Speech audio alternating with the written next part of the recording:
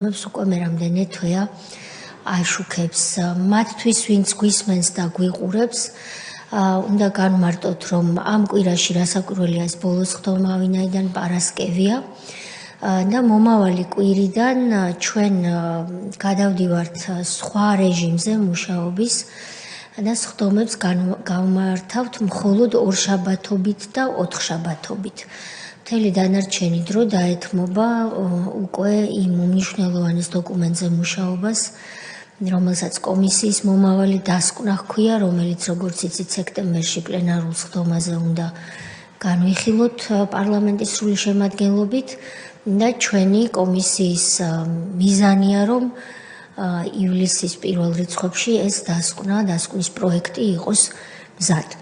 შესაბამისად, ხდომები გაიმართება მხოლოდ კვირაში ორჯერ.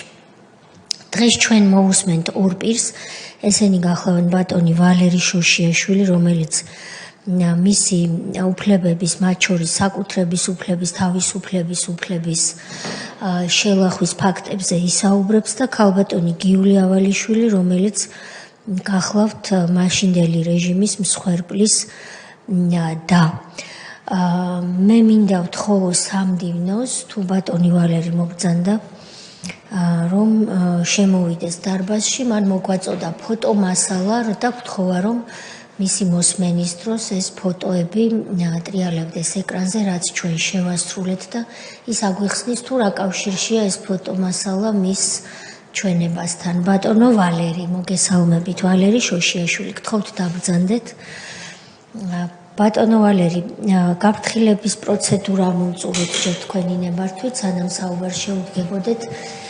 თქვენ წინ გაქვთ დოკუმენტი, რომელსაც მე ვიცი რომ სამდივნოსთან ერთად გაეცანით, გთხოვთ მოაწეროთ მას ხელი. აქ არის ნათქვამი რომ გაზრახს რო ახსნა განმარტების მოცემა, ან და კითხვებზე უარიან პასუხისთვის თავის არიდება ისჯება სისხლის სამართლებრივი წესით და ამის დასტურად მადლობა რომ თქვენ ხელს აწერთ ამ დოკუმენტს.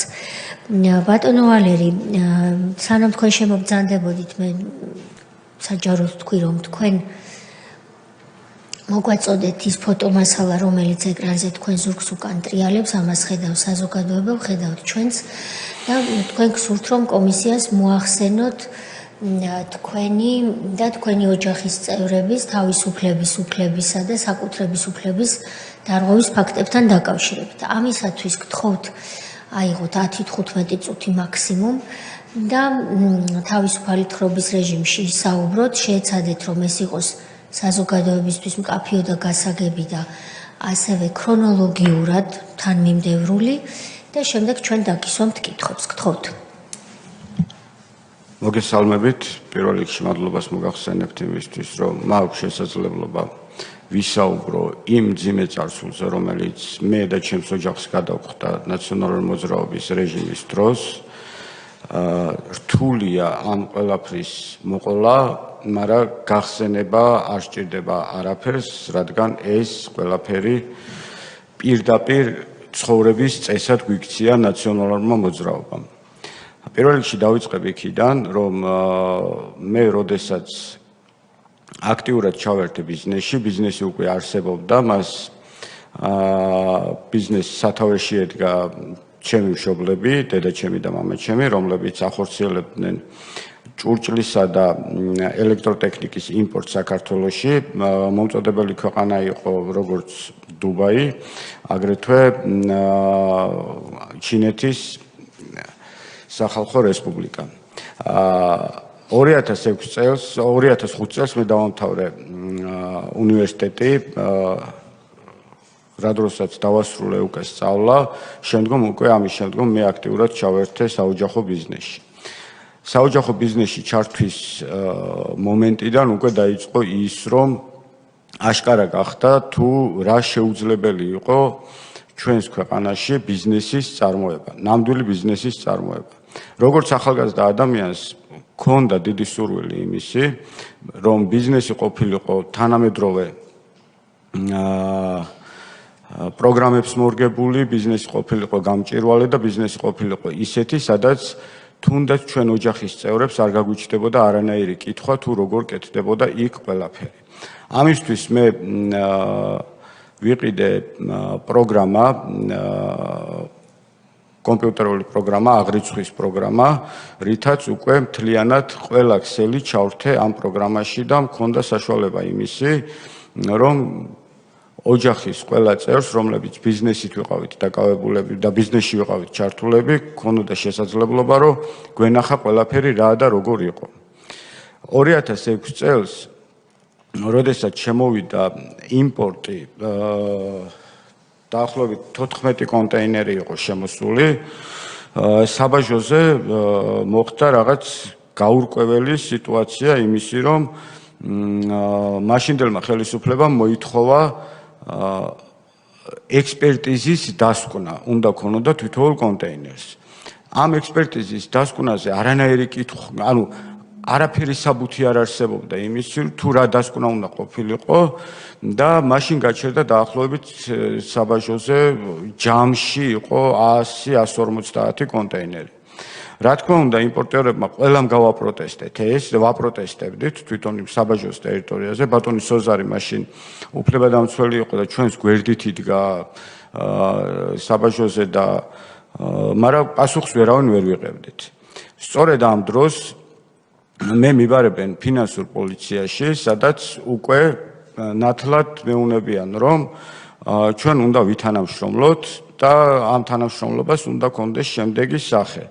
წინააღმდეგ შემთხვევაში ვერც ერთი კონტეინერი ვერ გავა კი არა, ამასთან ერთად იქნება უკვე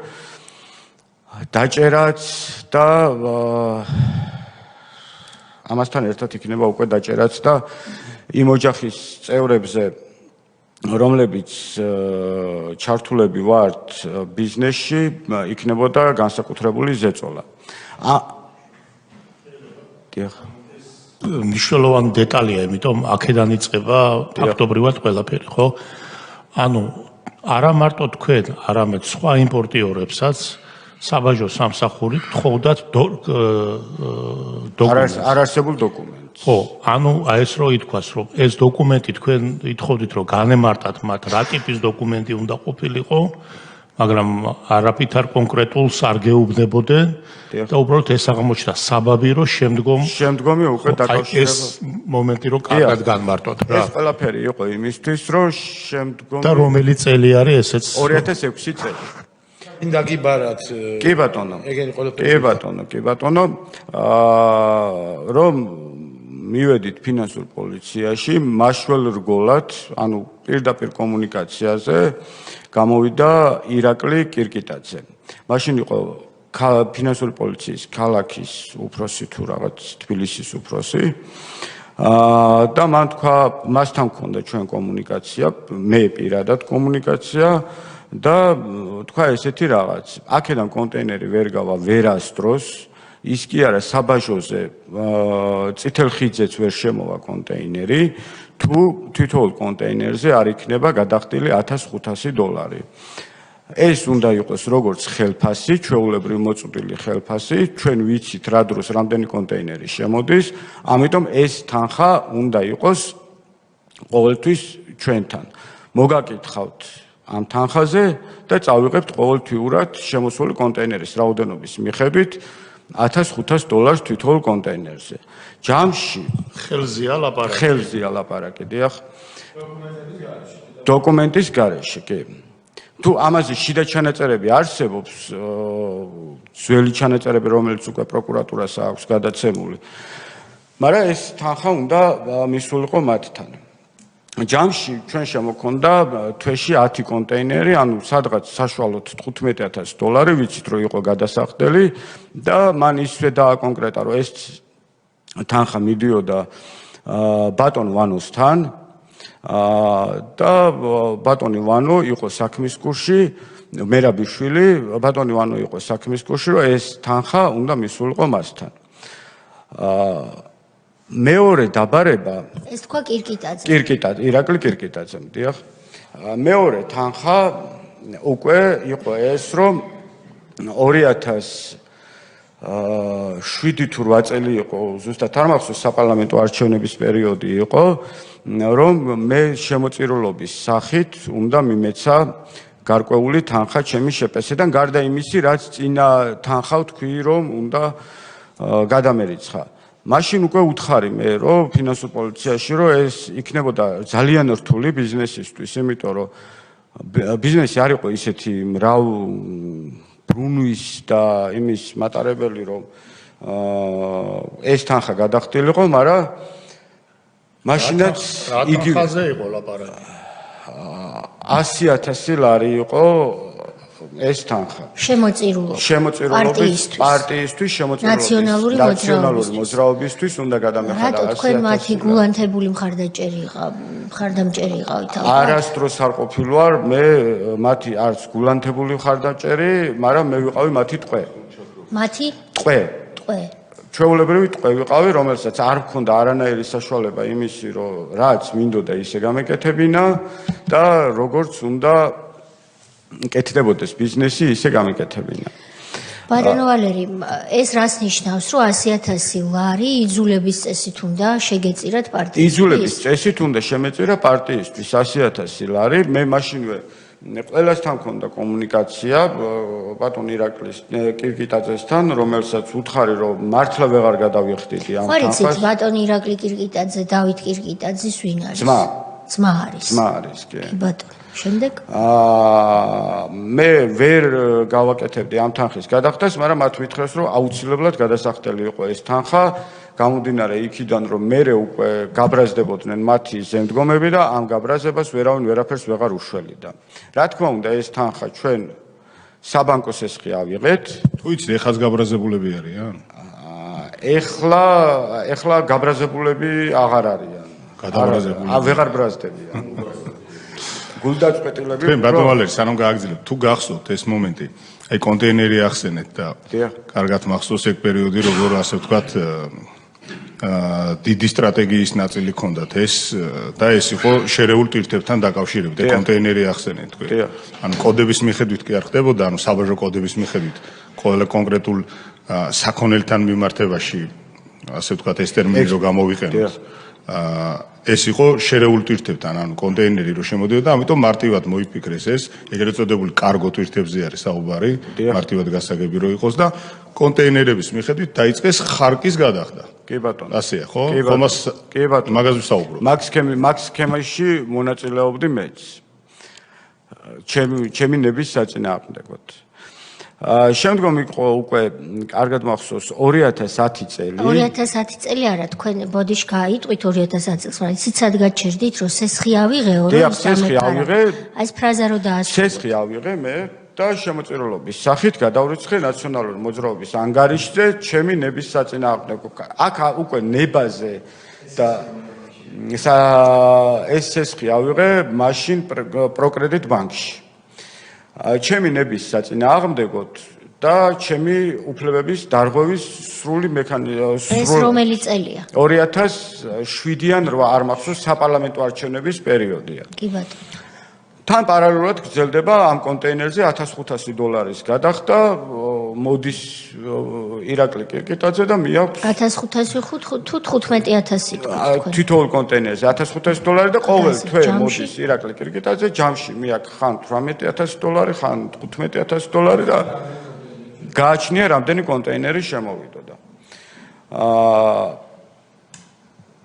იმ პერიოდში როდესაც უკვე გადავიხადე ეს თანხა 100,000 ლარი შემოწირულობის სახით ამ პერიოდის შემდგომაც გრძელდება კონტეინერს ეს შეთანხმება თანხის გადახდა 2010 წელს ისევ მიბარებენ და მეუნებიან რომ აქ უკვე შემოწირულობას აღარ მთხოვენ ნაციონალური მოძრაობის ანგარიშზე და მეუნებიან საეთერო დრო უნდა უყიდო ქრისტიან დემოკრატიულ მოძრაობას გიორგი თარგამაძის პარტიას რუსთავი 2-ზე ამასაც იგივე დავალება მოდის იქიდან.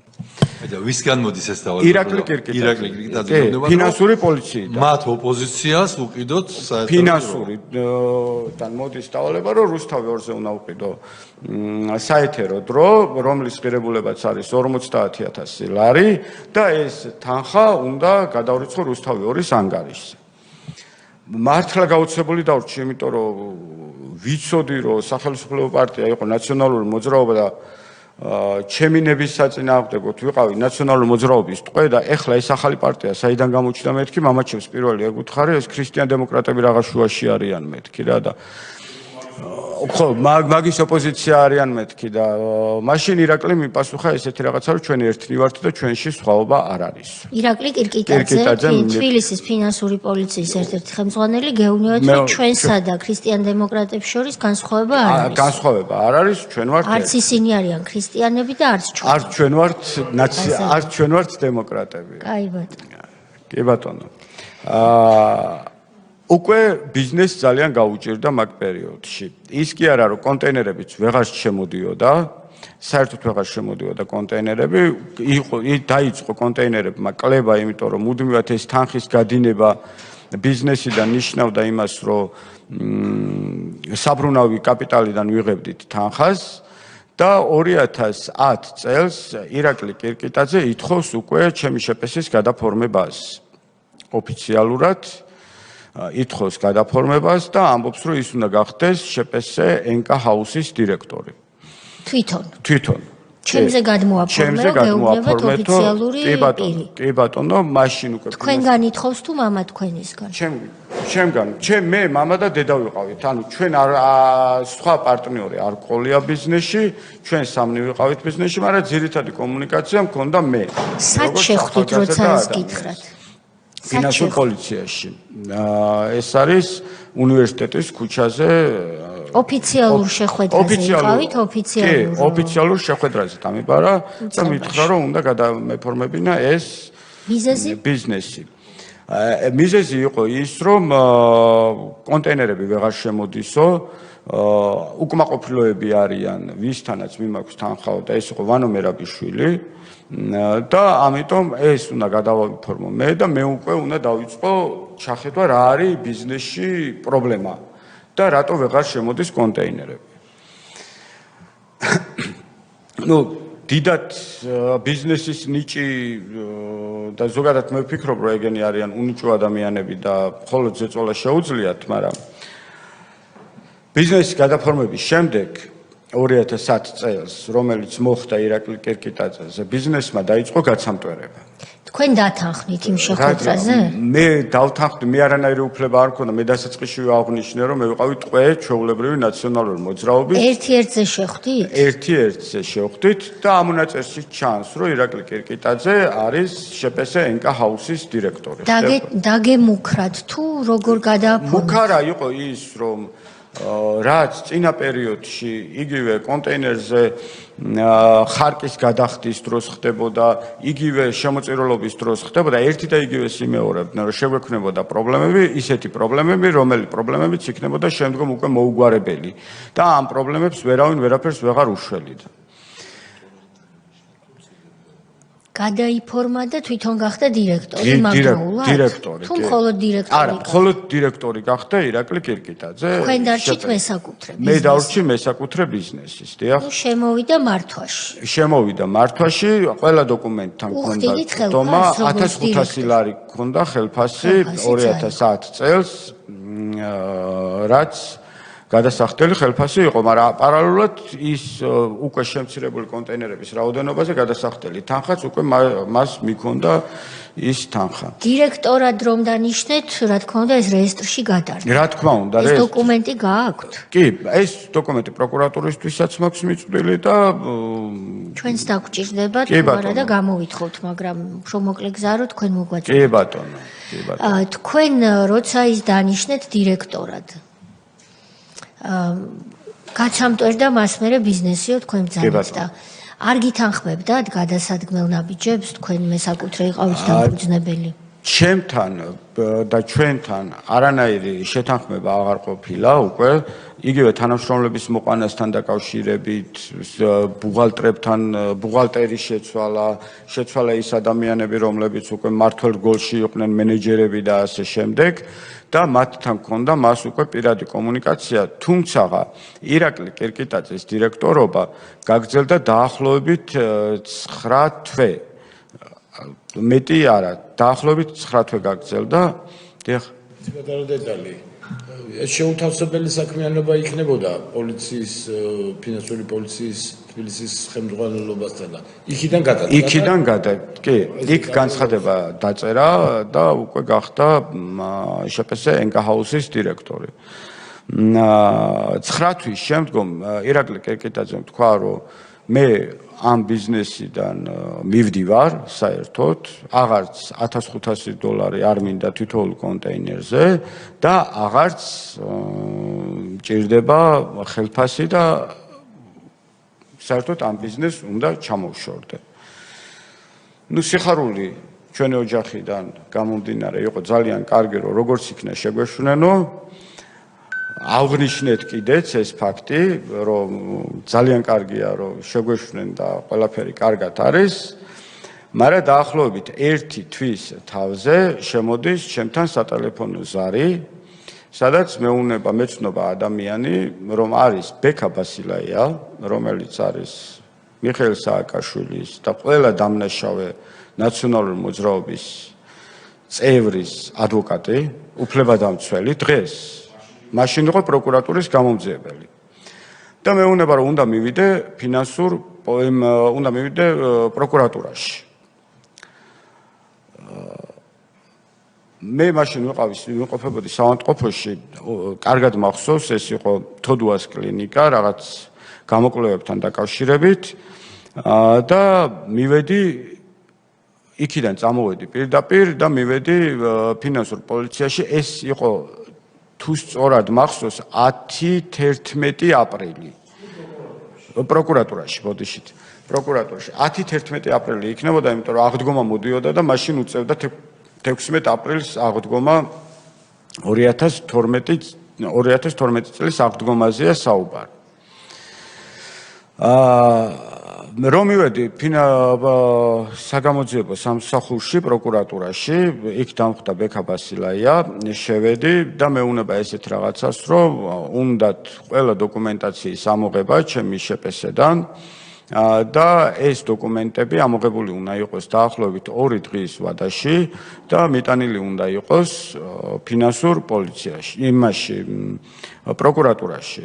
მე ვუთხარი, რომ მე მეთქი ბიზნესი ფაქტურად დოკუმენტებს არც ვაწარმოებთ ჩვენ, იმიტომ რომ ყველაფერი ელექტრონულად მაქვს და მაქვს პროგრამა და მარტივი იქნება მეთქი ამ პროგრამის მოტანა და ის დანარჩენი დოკუმენტები რაც საჭირო იქნება, კი ბატონო მოგიტანთ, ოღონდ თუ საშუალება იქნება, რომ ყველა თანამშრომელი, ბუღალტერი, ფინანსური მენეჯერი, რომელიც უკვე კირკიტაძის წასვლის შემდგომ დავაბრუნე ჩემთან სამუშაოდ, სააღდგომო პერიოდში ყველა მიდის და მოგიტანთ სამშაბათს, რომ ეს რო ჩაივლის ბრწყინვალე აღდგომა და მეორე დღე სამშაბათს მოგიტან, რაზედაც მივიღე პასუხი, რომ გამორიცხული იყო სამშაბათს მიტანა და ამას უნდა მიმეტანა 2 დღეში. იქიდან რომ გამოვედი, ურეკავ ირაკლი კირკიტაძეს და ვეუბნები, რომ უკვე წასულია ირაკლი კირკიტაძე ჩემ ბიზნესიდან და ესეთი რაღაც არის რა და მან გამცა ესეთი პასუხი, რომ ეს არის ჩვეულებრივი, რო წარმოვიდგინო ადამიანის გაუპატიურების მცდელობა, რა დროსაც თუ ნებით იქნებოდა თანხმობა, ნაკლებად მტკივნეული იქნებოდა ეს პროცესი და თუ ის იქნებოდა უფრო მარტივი იქნებოდა, უფრო რთულად ჩაივლიდა ეს ყველაფერი. ზუსტად სიტყვა სიტყვით მასი ახსნა ირაკლი კირკიტაძემ ეს პროცესი. მართლაც 2 დღის შემდგომ დოკუმენტები რომ მივიტანე მთავარ პროკურატურაში, ყველა დოკუმენტი ბექა ბასილაია მითხრა რომ დამიბარებდა ხუთშაბათ დღეს. უკვე ხუთშაბათს მივიტანე და ხუთშაბათს მოხვალ 1 კვირის თავზე. მივდივარ ბექა ბასილაიასთან ხუთშაბათ დღეს და იქ გავატარე ცხოვრებაში ყველაზე რთული 12 საათი პროკურატურის შენობაში. იქ არანაირი სურვილი არ ქონიათ გამოკითხვა და დაკითხვის. უბრალოდ ერთმანეთთან საუბარში ბექა ბასილაია და ზაზა მალუძე, რომელიც იყო პროკურორი იმ პერიოდში და ბექა ბასილაია იყო პროკურატურის გამომძიებელი, საუბრობდნენ რა მეთოდი უფრო აჯობებდა დასჯის. მეთოდებში იგულისხმებოდა ის, რომ დაიწყოთ ჩემი ოჯახის წევრებიდან დაჭერა და მე უფრო მარტივად ვიშოვიდი თანხას თუ არა. მეორე მეთოდი იყო ის, რომ მე წავსულიყავი გლდანში და მაგ დროს უკვე თავისავე ოთახში კომპიუტერზე რთავდა ადამიანის ისეთ კადრებს, რაც გლდანის ციხეში ხდებოდა და ეს ჩემთვის ძალიან რთული საყურებელი იყო და მე პირდაპირ ვუთხარი, რომ რა იყო ჩემგან გასაკეთებელი და რა უნდოდათ.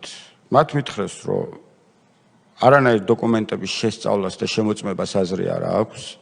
დოკუმენტები გადატანილი არის შემოსავლების სამსახურში და უთხარი, რომ ეს ვიცი, რომ შემოსავლების სამსახურშია, იმიტომ რომ მე რო დოკუმენტები მოვიტანე შენ, მაშინ მე მითხრა, რომ შემოსავლების სამსახურის კორიდორში დააწყე და იქ გადამატანე ეს დოკუმენტები და ისიც ვიცი, რომ დოკუმენტები არავის არ გაგეხსნიათ და უთხარი, რომ ეთქვათ რა იყო საჭირო.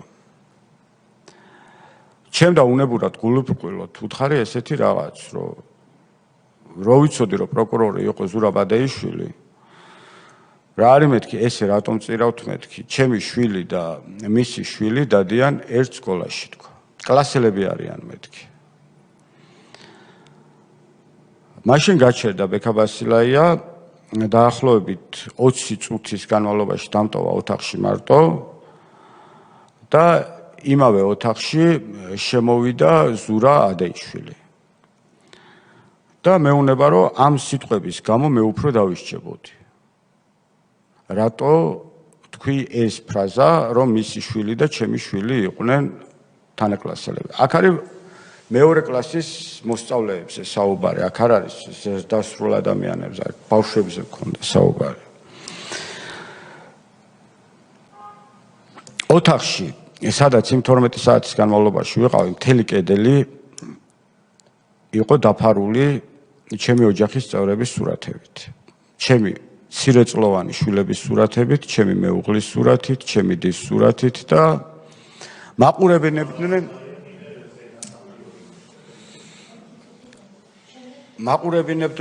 აი ამ პროცესს. მეუნებოდა ბექაბასილაია, რომ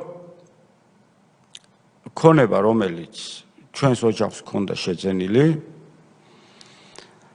უნდა ყოფილიყო გადაფორმებული კონკრეტულ პიროვნებაზე. აბსოლუტურად ყველაფერი, თავიდან ბოლომდე, ყველა ქონება. მაგრამ ამ ქონებასთან ერთად იქ იყო ჩემი დის ოჯახის ქონება, ჩემი დის ოჯახი არის, ჩემი სიძე არის ლაშა თვაური, მისი დედა არის თამარ ვაშაკიძე, რომელიც იყო ნოტარიუსი, მას ჰქონდა რამოდენიმე ბინა საკუთრებაში, წლების განმავლობაში ვიდრე ის ჩემი სიძე გახდებოდა და სწორედ ამ ქონებებზეც იყო საუბარი, იყო დედაჩემის ქონებაზე, მამაჩემის ქონებაზე და ჩემ ქონებაზე. ეს ქონების ჩამონათვალი რაც იყო, ეს ყველაფერი უნდა გადაფორმდეს კონკრეტულ პირზე და მათ უნდა ამით დავასრულებდით ჩვენ საუბარს. მე მაშინვე ვუთხარი, რომ ის ქონება მეთქი, რაც შეძენილი არის 70 წელში და 80 წელში, აი მე მაგ ქონებას და რა შუაში ვარ, ჩემი დის ოჯახია და ჩემი და გათხოვდა 2004 წელს მეთქი და რატო უნდა გადავაფორმო ჩემი დის ოჯახის ქონება მეთქი, აი, მაგრამ ჩემ ქონებას რაც შეეხება, აგერ არის საქართველოს ბანკშია, უკვე საქართველოს ბანკში ვარ გადასული, პროკრედიტ ბანკიდან, მომსახურე ბანკი არის საქართველოს ბანკი და ხედავთ მეთქი, რომ ყველაფერი არის იპოთეკით დატვირთული ბიზნესიდან გამომდინარე, რომ გავაცოცხლო ბიზნესი და ის ვალდებულებები, რაც მაქვს, ეს ვალდებულებები პირნათლად შევასრულო. ბასილაიამ თქვა, რომ იცოდა, რომ ეს ყველაფერი იყო იპოთეკით დატვირთული და მიიღო მაშინვე ზარი სატელეფონო, რომ თავი დაენებებინა ჩემთვის და გადახდის ფორმას მეტყოდა რამოდენიმე დღეში. ეს იქნებოდა 3-4 დღე. იქიდან რომ გამოვედი, გაურკვეველი ვითარებაში გამოვედი. ჩემო მშობლებმა არ იცოდნენ მე სად ვიყავი იმ 12 საათის განმავლობაში, იმიტომ რომ შევედი და 12 საათი შენობიდან აღარ გამოვდივარ.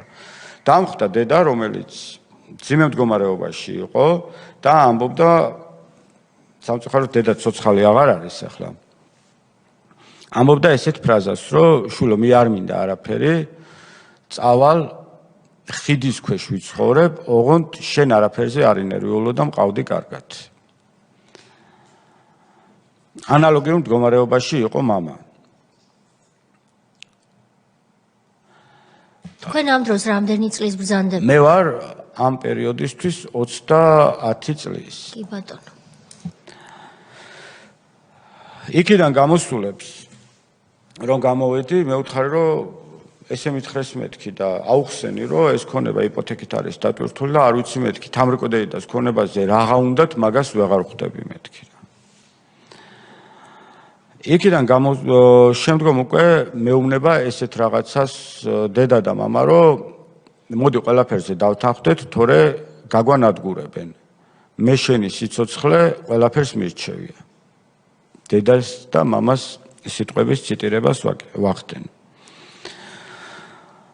17 მაისს 2012 წლის დილის 10 საათზე მომდის SMS შეტყობინება, რომ კახეთში ვალის მუნიციპალიტეტში სოფელ გრემში იმართება აუქციონი, რომელ აუქციონზეც გამოდის ქონება, აი ეს ქონება, რომელიც ჩემს თავზე არის ეკრანზე გადის, რომელი ქონებაც გამოდის აუქციონზე, მისი საწყისი თანხა არის 100.000 ლარი და ბიჯის თანხა არის 30.000 ლარი.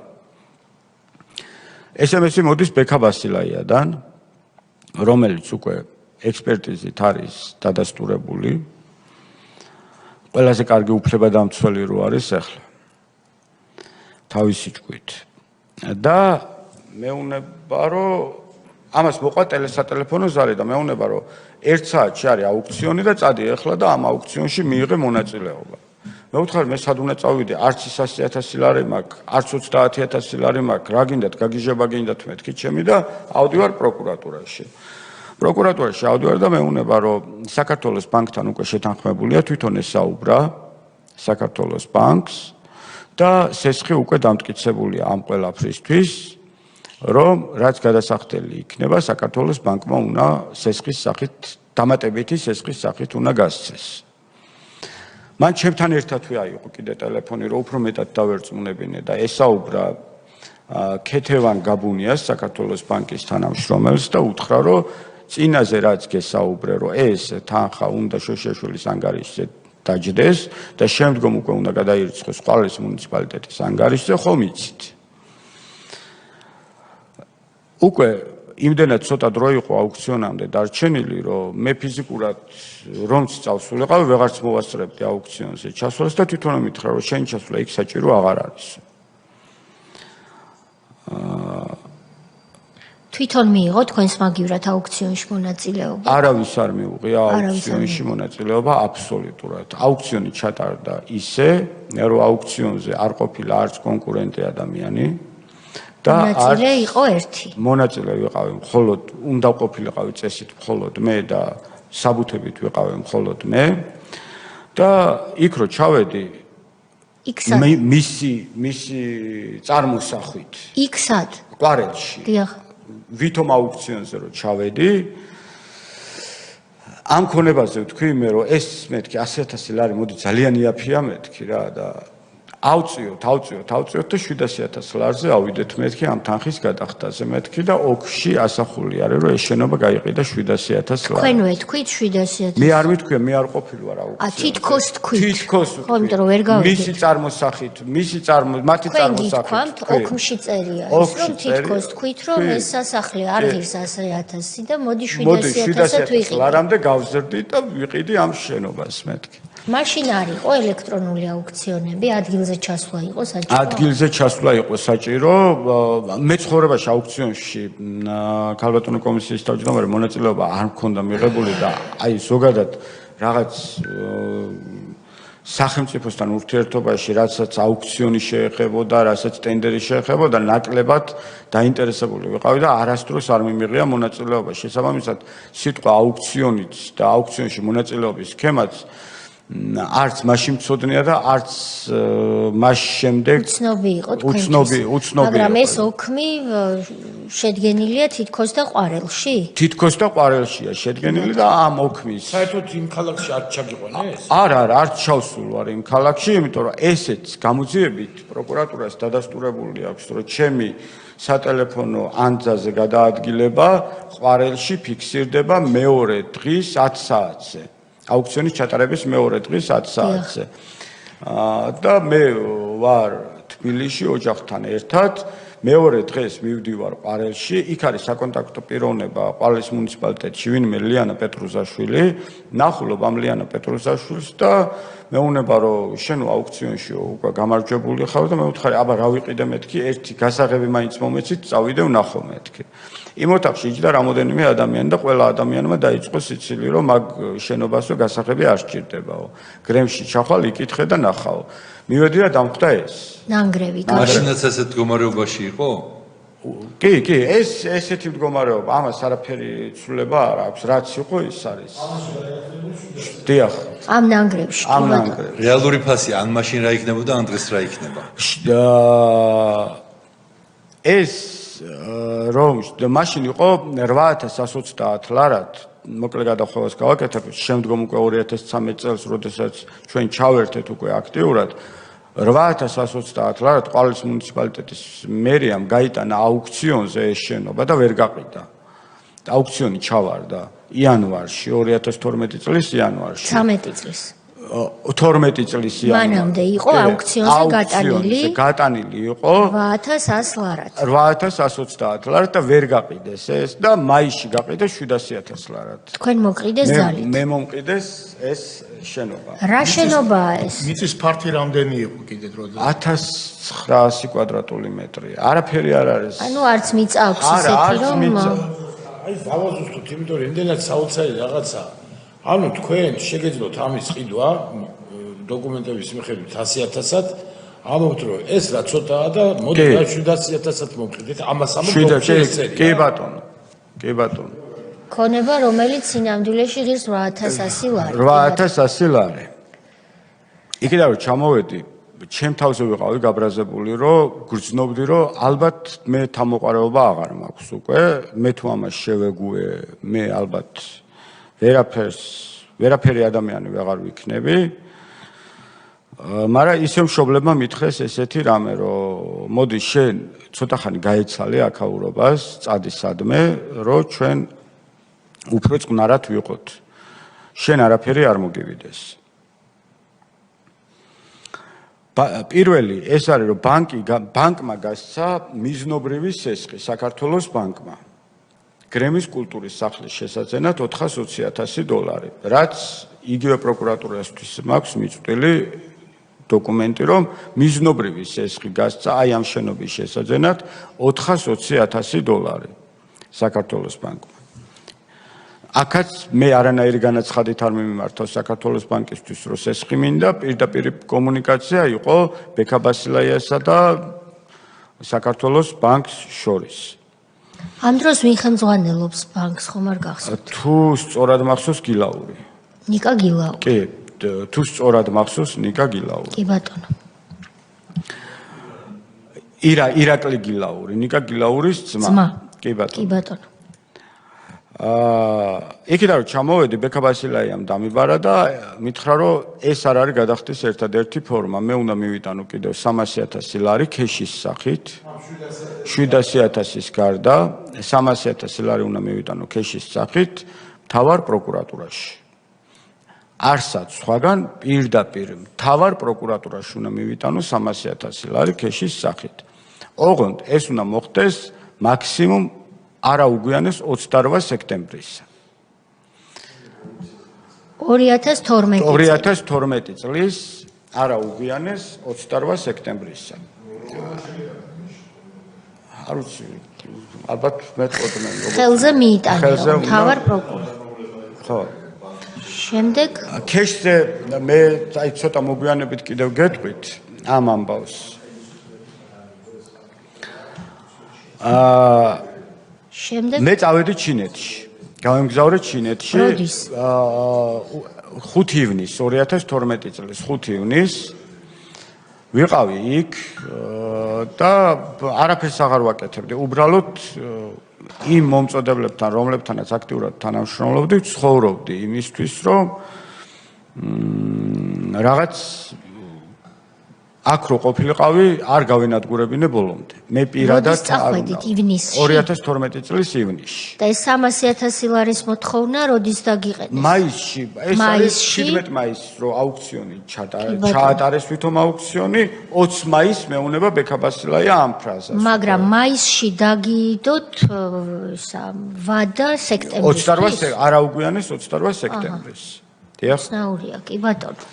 რო ჩამოვედი მე 25 სექტემბერი იქნებოდა ჩინეთიდან და ჩინეთში რამოდენიმეჯერ დამირეკა ბექაბასილაიამ რომ შეიძლება უფრო ადრე დაგჭირდეს, შეიძლება უფრო ადრე დაგჭირდეს, რაზეც ვეუბნებოდი რომ მე აი ფიზიკურად უკვე წარმოუდგენელი იყო, იმიტომ რომ ის $400,000 დამატებით ის ესხი საქართველოს ბანკიდან რომ მალე დაგჭირდეს რას გულისხმობდა, რამ ეროვნულ რამეს აკეთებდა, ძეგლს აკეთებდა, აეროპორტს აკეთებდნენ, რაში უნდა დაჭირებოდეს? ეს ჩემთვის უცნობი იქნებოდა ალბათ, მაგრამ მე ეხლა რომ ფიქრდები, ისინი უკვე გარკვეულ წილად შეგუებულები იყვნენ, რომ მათი ხელისუფლების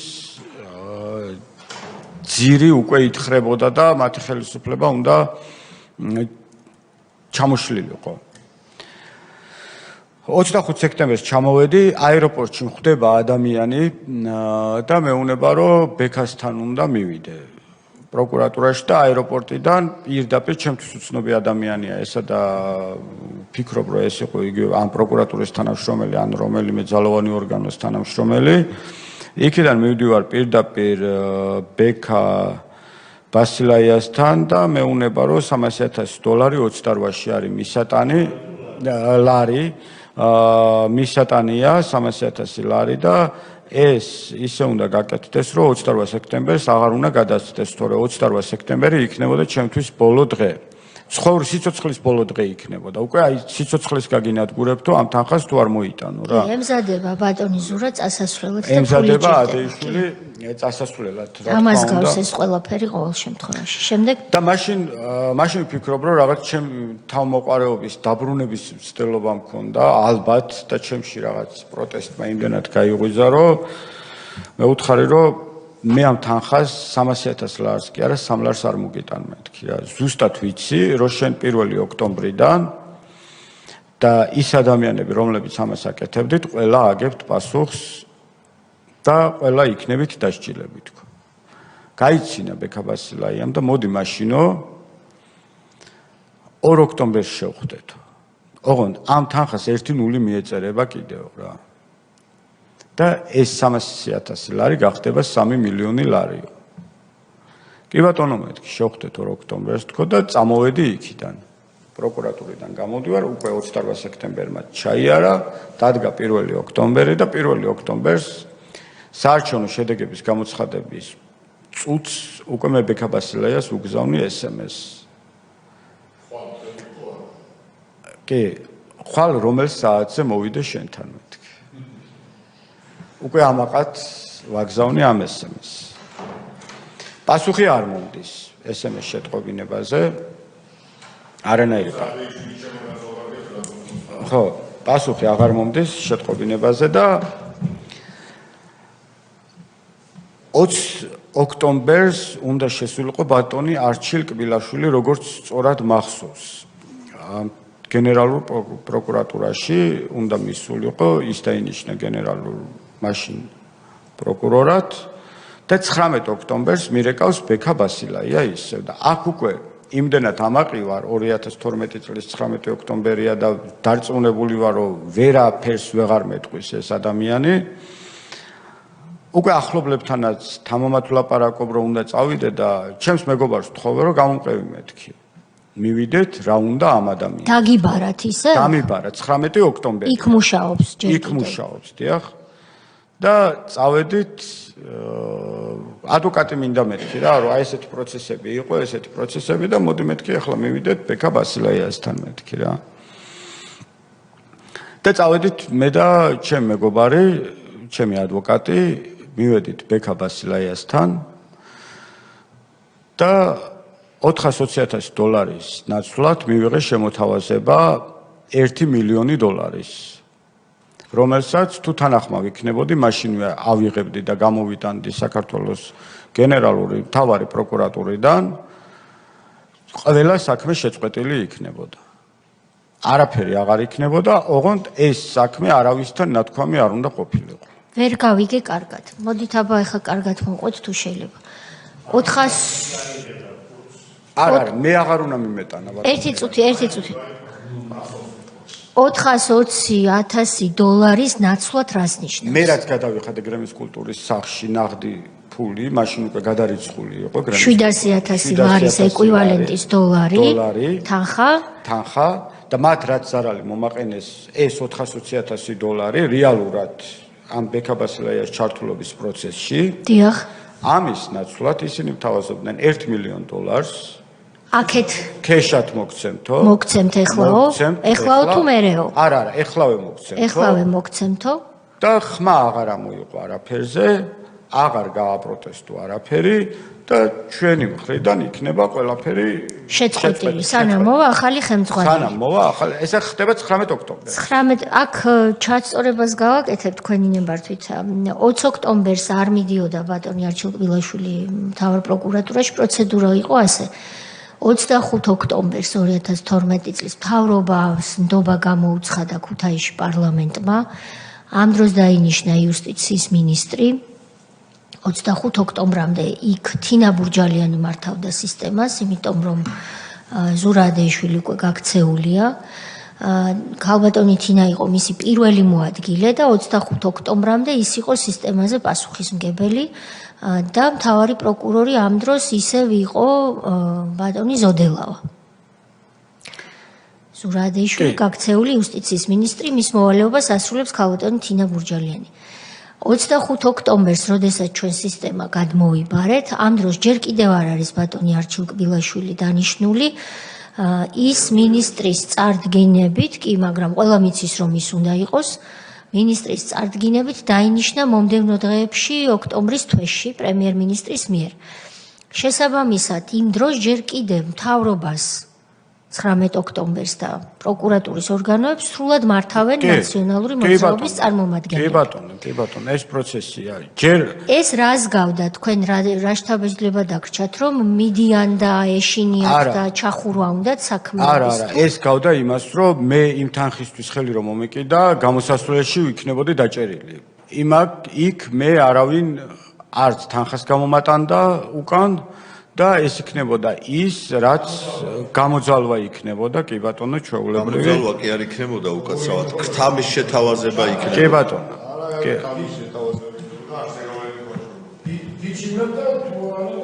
კი ბატონო. კი ბატონო. შემდეგ რა იყო თქვენი პასუხი? ჩემი პასუხი იყო უკვე პირველად რო ღიმილი მქონდა პროკურატურაში და უთხარი რომ ეს გამორიცხული იყო და ამაზე არც კი უნდა ეფიქრათ საერთოდ. და ის საუბარი შეუბრუნე უკვე რა, როდესაც 1 ოქტომბრამდე 25 სექტემბერს მითხრა რომ 1-0 მიეწერება, მე ვთხარი 1-0-იც რომ მიაწერო ამ თანხას და ისე გამატანო აქედან ქეში, მე ამ თანხას ხელს არ მოვკიდებ მეთქი. და გამორიცხული ამბავია, მაგრამ ერთი რამე არის მეთქი რა. ყველაფერს გავაკეთებ იმისთვის, რომ შენ წახვიდე ციხეში. ვინ ესწრებოდა ამ საუბარს? ზაზა მალუძე, პროკურორი, ბექა ბასილაია, მე თანხის კონკრეტული აი ამ პროცესს. კი ბატონო. და წამოვედი იქიდან და დავიწყე უკვე ადვოკატების მოძიება, რომ ეს პროცესი აბსოლუტურად გამემართა მთლიანად და პარალელურად დავიწყე, რომ საზოგადოებისთვის ცნობილი გამხდარიყო მომხდარ ფაქტთან დაკავშირებით. ყველა ფორმას მიმართავდი, ეს იქნებოდა პრესკონფერენცია, ეს იქნებოდა მიხეილ სააკაშვილის სახლის დაკავების მცდელობა ყვარელში და იქიდანვე ვთავაზობდი მიხეილ სააკაშვილს, რომ თუ შენი ქონება 200,000 ლარად არის შეფასებული და მე მილიონად მომყიდე გრემის კულტურის სახლი, აგერ არის გავცვალოთ მეთქი. თან ახლო მანძილით არის დაშორება მეთქი და ამა ეს ჩემი იყოს და ის შენი იყოს, თქო? ხო, თან პლუსში იქნება, იმიტომ რომ ეს გაცილებით ძვირადღირებულია, თქო რა. დაახლოებით 2000 ნაციონალური მოძრაობის წევრი დამახვედრეს, როდესაც დავაანონსე, რომ მიხეილ სააკაშვილის სახლში უნდა ჩავსულიყავი და თუ ვინმე არსებობს, გიგა ბოკერია, აი, არ ვიცი, მაგათი სახელების ჩამოთვლაც არ მინდა, ყველა აბსოლუტურად იქ იყო თავიანთი მხარდამჭერებით, თავიანთი იმით, რომ იქ ჩემთვის ეძახათ ის ცნობილი ფრაზა, რომ მე ვიყავი რუსეთის მონა და პუტინის მონა. აი, ცხოვრებაში რომელი წელია ეს? 2013 წელი. კი თქვენ პირველი მონა ყოფილხართ, მე ჩვენ დაგემართ. პირველი მონა. 2013 წელს უკვე ეს გამოიყენეს. უკვე ეს გამოიყენეს. მაგრამ ბოკერიაც იქ იყო ეს კი, ყველა აბსოლუტურად განმანათლებელი. ყველა სრული შემადგენლობით იყვნენ იქ და 2013 წელს ამ დროს ბატონი მიხეილი ისევ პრეზიდენტია, ეს ახალგაზრდებს რომ უთხრათ კოაბიტაცია, კონსტიტუციურად ასე ქვია და 2013 მართავს ქვეყანას. ძველით ახალ წელს ეს იყო 14 იანვარი, იანვრის თვეში მომივიდა მე დაახლოებით 8-9 იანვარი იქნებოდა მომდის აღსრულებიდან წერილი. და საქართველოს ბანკი ითხოვს სრულად თანხის დაფარვას და აი ამ სესხზე გაცემული თანხის დაფარვასთან ერთად იმ მიმდინარე ბიზნეს სესხის დაფარვას თუ არა და ქონება იქნებოდა აუქციონზე გატანილი. ამ ყველაფერს გაიტანდნენ აუქციონზე. მე რომ მეგონა რომ ყველაფერი დამთავრდა, იმდენად შოკი იყო ეს ემოცია ჩემთვის, რომ დამემართა ინსულტი. წერილის მიღების თანავე, როგორც კი წერილი მივიღე, დამემართა ინსულტი და ინსულტი იმდენად რთული იყო, რომ დღემდე ნახევარი თავი მე აღარ მეკუთვნის, იმიტომ რომ ტრეპანაციის შედეგად, როდესაც გამიჭრეს თავი, იქ რაღაც გარკვეული ზემოქმედება და ის გრძნობელობა მაქვს ნახევარ თავზე დაკარგული. მაშინ მოგმართეთ თქვენ ქალბატონო თია როგორც იუსტიციის მინისტრს, რომ ეს ყველაფერი მოვყევი წერილში და მოგმართეთ რომ დამხმარებოდით. და 2013 წლის 14 იანვარს, როდესაც მე ინსულტი დამემართა, ეს წერილი უკვე მოწერილი მქონდა თქვენთვის, რომ დახმარებას ვითხოვდი. როდესაც გავიღვიძე მე და უკვე გონებაზე მოვედი, დედას ეჭირა თქვენი პასუხი. სადაც გაჩერებული იყო აღსრულება, გამოძიების დასრულებამდე. გარკვეული ვადით. მაშინ კიდევ მივხვდი, რომ ბრძოლას აზრი ჰქონდა და უფრო მეტი პროტესტი დავიწყე, მაგრამ სამწუხაროდ ერთი ფაქტი. აქვე ჩაგეჭრებით მე არ მახსოვს ეს საქმე, ასე არც ის წერილი მახსოვს, ჩემი პასუხი ეს უნდა ვთქვა საზოგადოება გვისმენს.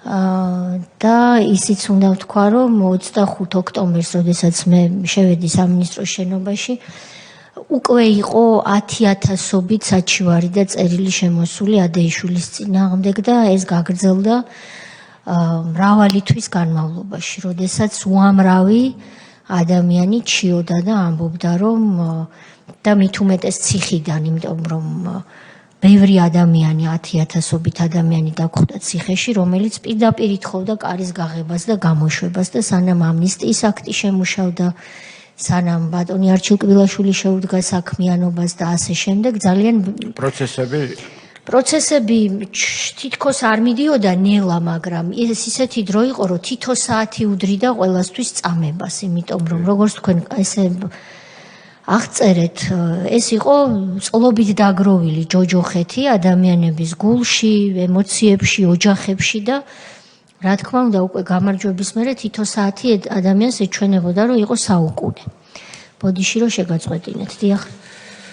მივხვდი, რომ ბრძოლას და ბრძოლის გაგრძელებას ყოველთვის ჰქონდა აზრი, ისევ ვაპროტესტებდი, ისევ უკავშირდებოდი ყველა ტელევიზიას, როგორც ადგილობრივს, ისე საერთაშორისოს, იგივე უკრაინის პროცესებთან, როდესაც მიშა უკვე წავიდა უკრაინაში, იქაც კი ვაპროტესტებდი, რომ გიჟი ყავდათ იქ წაყვანილი და ასე შემდეგ და პირდაპირ ვამბობდი ბექა ბასილაიასთან დაკავშირებით, რომ ეს ადამიანი იყო დამნაშავე.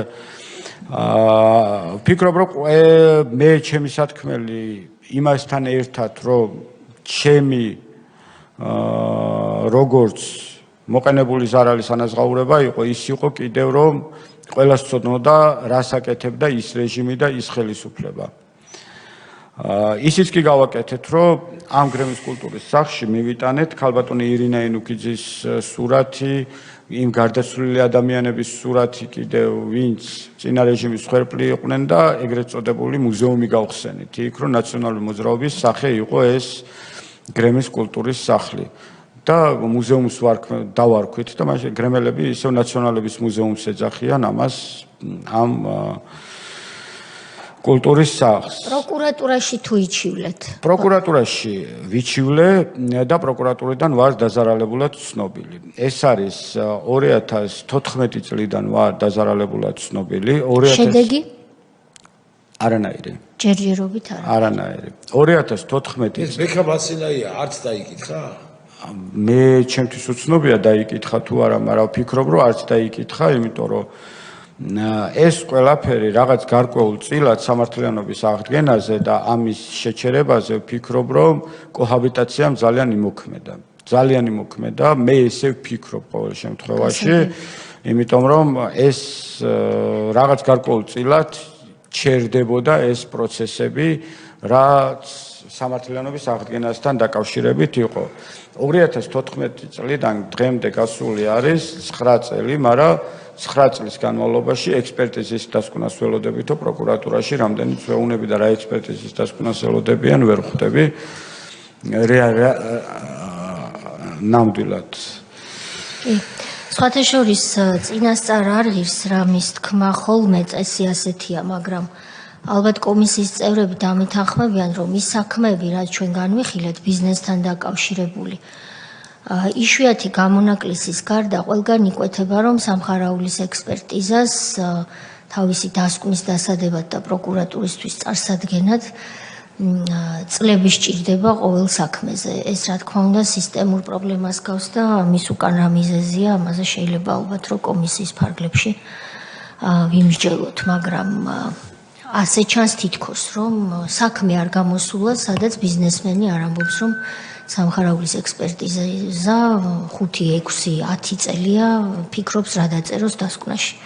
ამას ექნება თავისი ობიექტური მიზეზი, მე ამის მჯერა, მაგრამ მოქალაქეს აქვს უფლება, რომ ის დასკვნა, რაზეც მისი ბედია დამოკიდებული, გონივრულ ვადებში ჰქონდეს.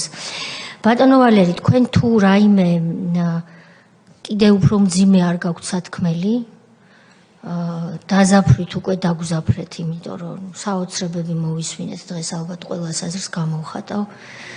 კითხვები გვაქვს და აი რიგშია ბევრი წევრი.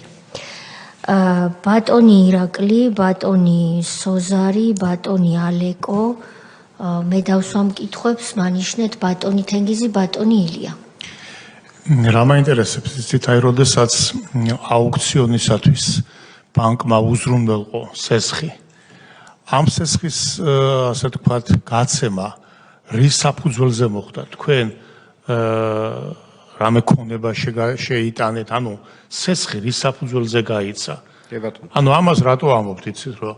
ანუ თვითონ ბანკიც ამ სქემის ნაწილი იყო და არის კიდე მეორე ეჭვიც, ნახეთ აქ და თუ არის ეს რეალობასთან ახლოს იქნებ თქვენი მოსაზრება როგორია? ანუ ის ფული, ესე ჟარგონით რო ვთქვათ, ბანკსაც აეხეოდა და მთელი ცხოვრება თქვენზე ჩამოიკიდებოდა. და ბანკი ამას შეგნებულად აწერდა ხელს. აქ რა ვიცი, ბანკის გაქურდვაც არის და ბანკის მესვეურების პასუხისგებლობაც რო თავს აქურდინებდნენ. კი ბატონო, მოგახსენებ. რა უნდა მოეთხოვათ ადამიანისაგან, რომელსაც არაფერი არ ჰქონდა? აი ეგ არის საინტერესო. უპასუხეთ თუ შეიძლება. მოგახსენებთ, მაგ პერიოდისთვის არსებობდა უკვე საბანკო ვალდებულება, სადაც იპოთეკით იყო დატვირთული ჩემი უძრავი ქონება.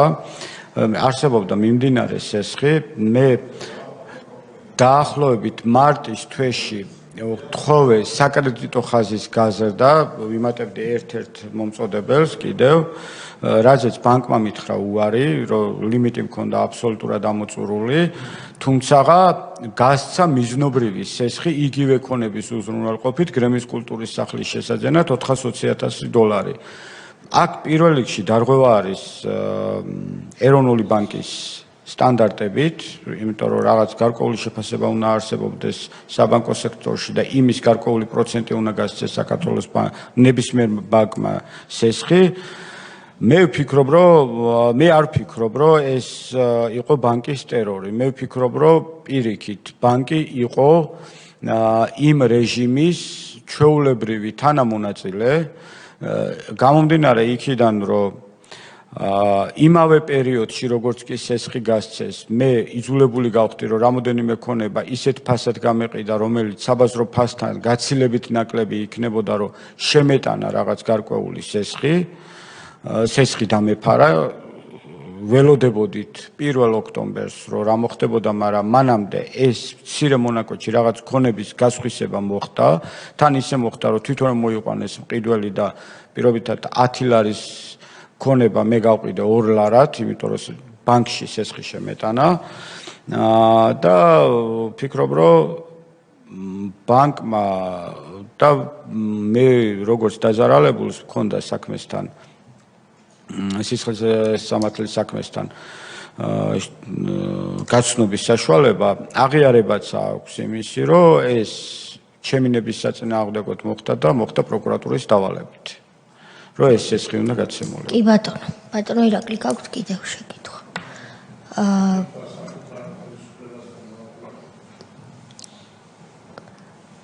მეც ბატონო სოზარ მგონი თქვენი რიგი იყო, შემდეგ ბატონი ალეკო, ბატონი თენგიზი, ბატონი ილია.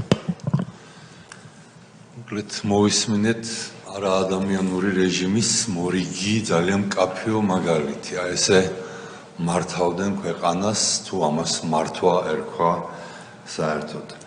და ეს რომ რასაც ამბობთ, ამას რომ გამოძიებაც არ სჭირდება, ეს რომ დადგენილი ფაქტია, რომ ეს ასე იყო, ამის მკაფიო თვალსაჩინო მაგალითი თქვენს უკან ეკრანზე ტრიალებს ახლა ის ნანგრევი, რომელიც მაშინ 8,000 არ ღირდა.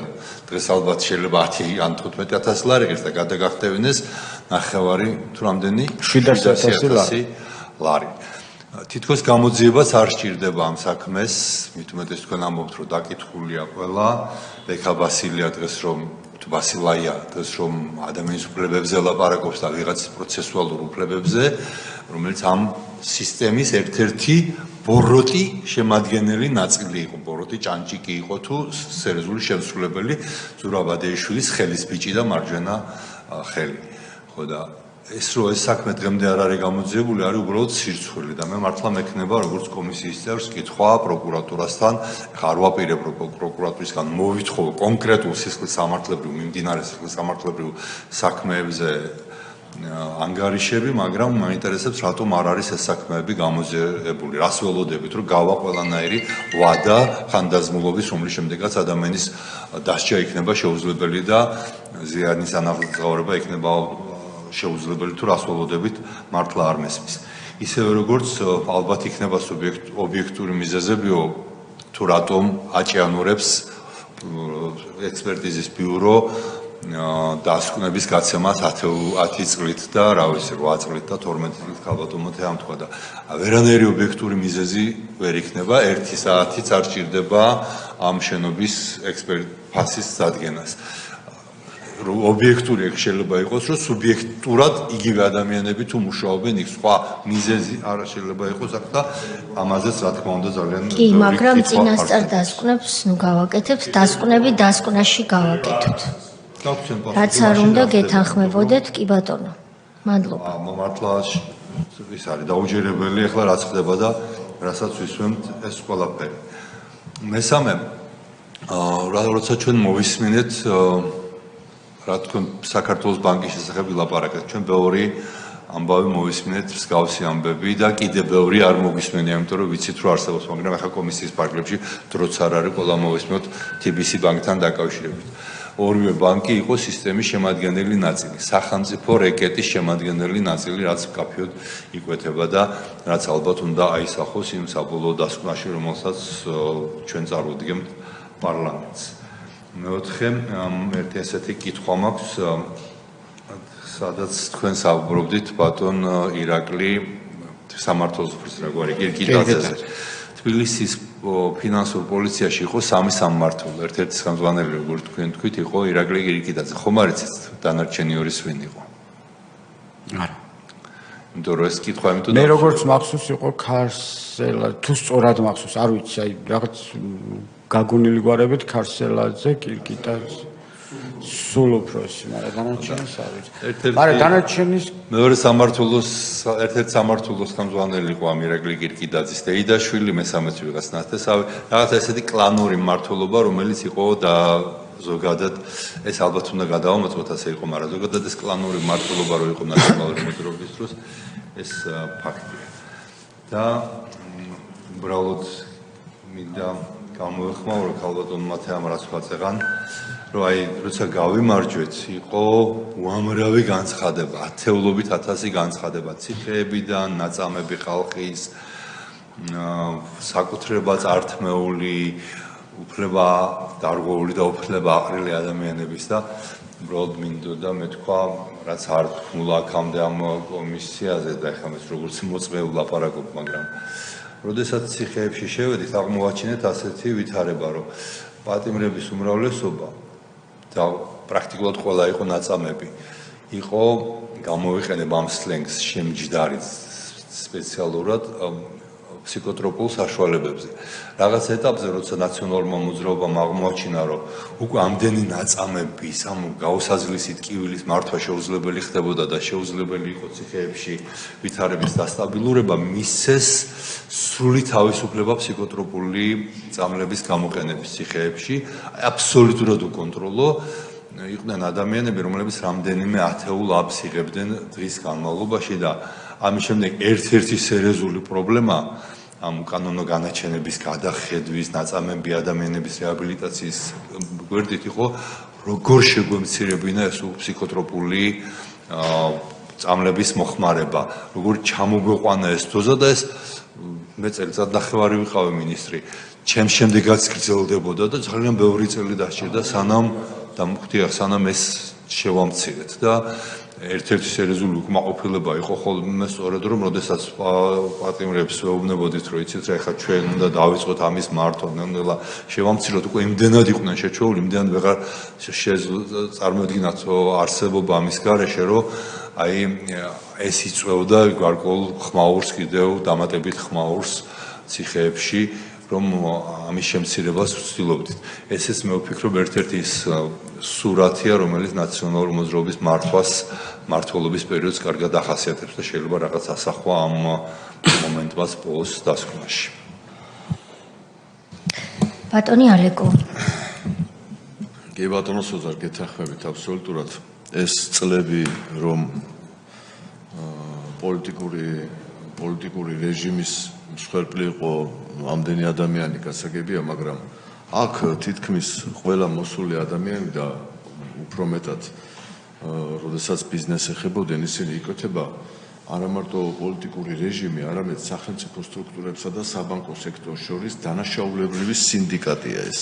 ერთგვარი, რომელიც მოქმედებდნენ შეთანხმებულად ჩვენ აქ რაც მოვისმინეთ, მე არ ვიცი, წარმოუდგენელი რამე მოვისმინეთ, სადაც არც განაცხადი არსებობს, სადაც არც აუქციონზე გამოცხადებული ადამიანი არსებობს და ამას წყვეტდნენ ისე ან რა პროკურატურის გადასაწყვეტი იყო მისი სესხის აღება, ან აუქციონში მონაწილეობა, ეს იყო მთელი უბედურება და ეს იყო დანაშაულებრივი სინდიკატი საჯარო მოხელეებსა და აი ამ კერძო სტრუქტურებს შორის ამ შემთხვევაში ბანკები მყავს ხედულობაში, რომელიც მათთან იყვნენ კავშირში და მათთან იყვნენ აფილირებული. ეს არაერთი ასეთი შემთხვევაა. მე ბატონო ვალე თქვენთან მექნება ესეთი კითხვა.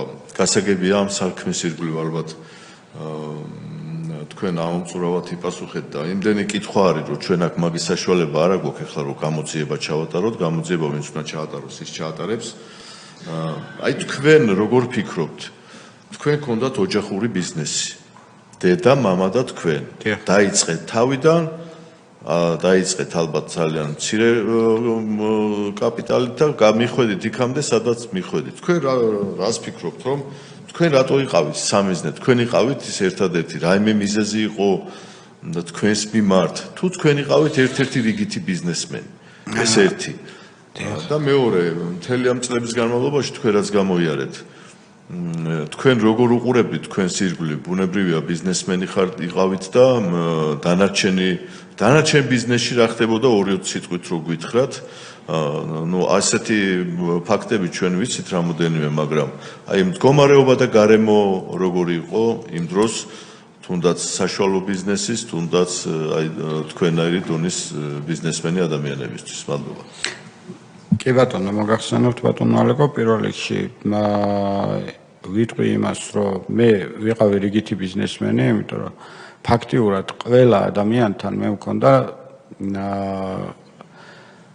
ძალიან კარგი ურთიერთობა, ნაცნობობა ბიზნესიდან გამომდინარე, ის ადამიანები, რომლებიც აქ ჩემი წინამორბედები იყვნენ კომისიის მუშაობის დაწყებიდან.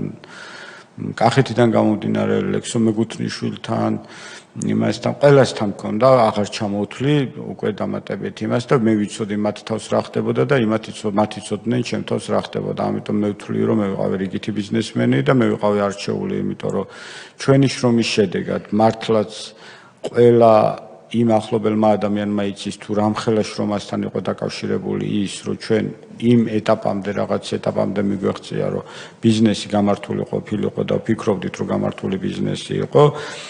წინა ხელისუფლებას არ აწყობდა ქვეყანაში ყოფილიყო მყარი ბიზნესმენი ვინმე, მყარი ადამიანი ჩამოყალიბებული ბიზნესი ყოფილიყო. მათ უნდათ ყოფილიყო თავიანთი მორჩილი ყველა და ყოფილიყო ისეთი ადამიანები, რომლებიც ფაქტიურად იქნებოდნენ საარჩევნო აქტივისტები იქნებოდნენ. იმ ადამიანებს არ უნდა გვეკეთებინა ბიზნესი. ერთს დავამატებ კიდევ, რომ მე და ჩემი ოჯახის წევრები 2000 აი იმ პერიოდის შემდგომ ვართ მოდური სიტყვა ახლა სანქცირებულები. ჩვენ ყველა ანგარიში გვაქვს დაყადაღებული და ჩვენ არ გვაქვს არანაირი ეკონომიკური საქმიანობის უფლება. დღემდე, კი. არც ერთ ოჯახის წევრს, არც მე, არც მამას, დედა გარდაიცვალა და ფიქრობ, რომ ყველაზე რთული დარტყმა იყო დედასთვის და ის ძიმე დაავადება რაც იყო ამ ნერვიულობამ განაპირობა და ამას შეეწირა დედა და ყველაზე მეტად გული ვტკივა, რომ ის ვერ უყურებს დღევანდელ დღეს. და დღემდე ვართ აი ამ მდგომარეობაში, რომ ჩვენ არ გვაქვს არანაირი ეკონომიკური საქმიანობის უფლება. ეს უკვე არის თითქმის 16 წელი თითქმის უკვე რომ ანგარიშებზე არის ყადაღა, ქონება არის დაყადაღებული. პროკურატურა რას გეუბნებათ? ალბათ რაღაცას ადვოკატიც გყავთ ალბათ, არა? ელოდება ექსპერტიზას. ექსპერტიზას ელოდება. გასაგებია. ბატონო ვალერი, თქვენ დასვით ხომ ბატონო თენგიზ კითხვა თუ არა? მაშინ ბატონი თენგიზი დასვამს კითხვას, მერე ბატონილია, ბატონი ალუდა. გთხოვთ. ხო, ისეთი ფაქტი მოვისმინე, რეპლიკაც გიკითხარით, რომ ძნელი დასაჯერებელია მეთქი და მე პირადად არ გიცნობდა თქვენ კეთილ ინიციატივა შეეჭვარება და მით უმეტეს გაფრთხილებული ხართ ჩვენების ახსნა გამარტების მოცემაზე და დარწმუნებული ვარ, რომ ასეა. ესე იგი, აქამდე ჩვენმა საზოგადოებამ იცოდა, რომ რატომღაც ღამის 2 საათზე პატრიოტული სულისკვეთება იღვიძებდა და ნოტარიუსთან მიდიოდნენ და თავისნებით გადასცემდნენ ქონებას ხან სახელმწიფოს, ხან კერძო პირებს.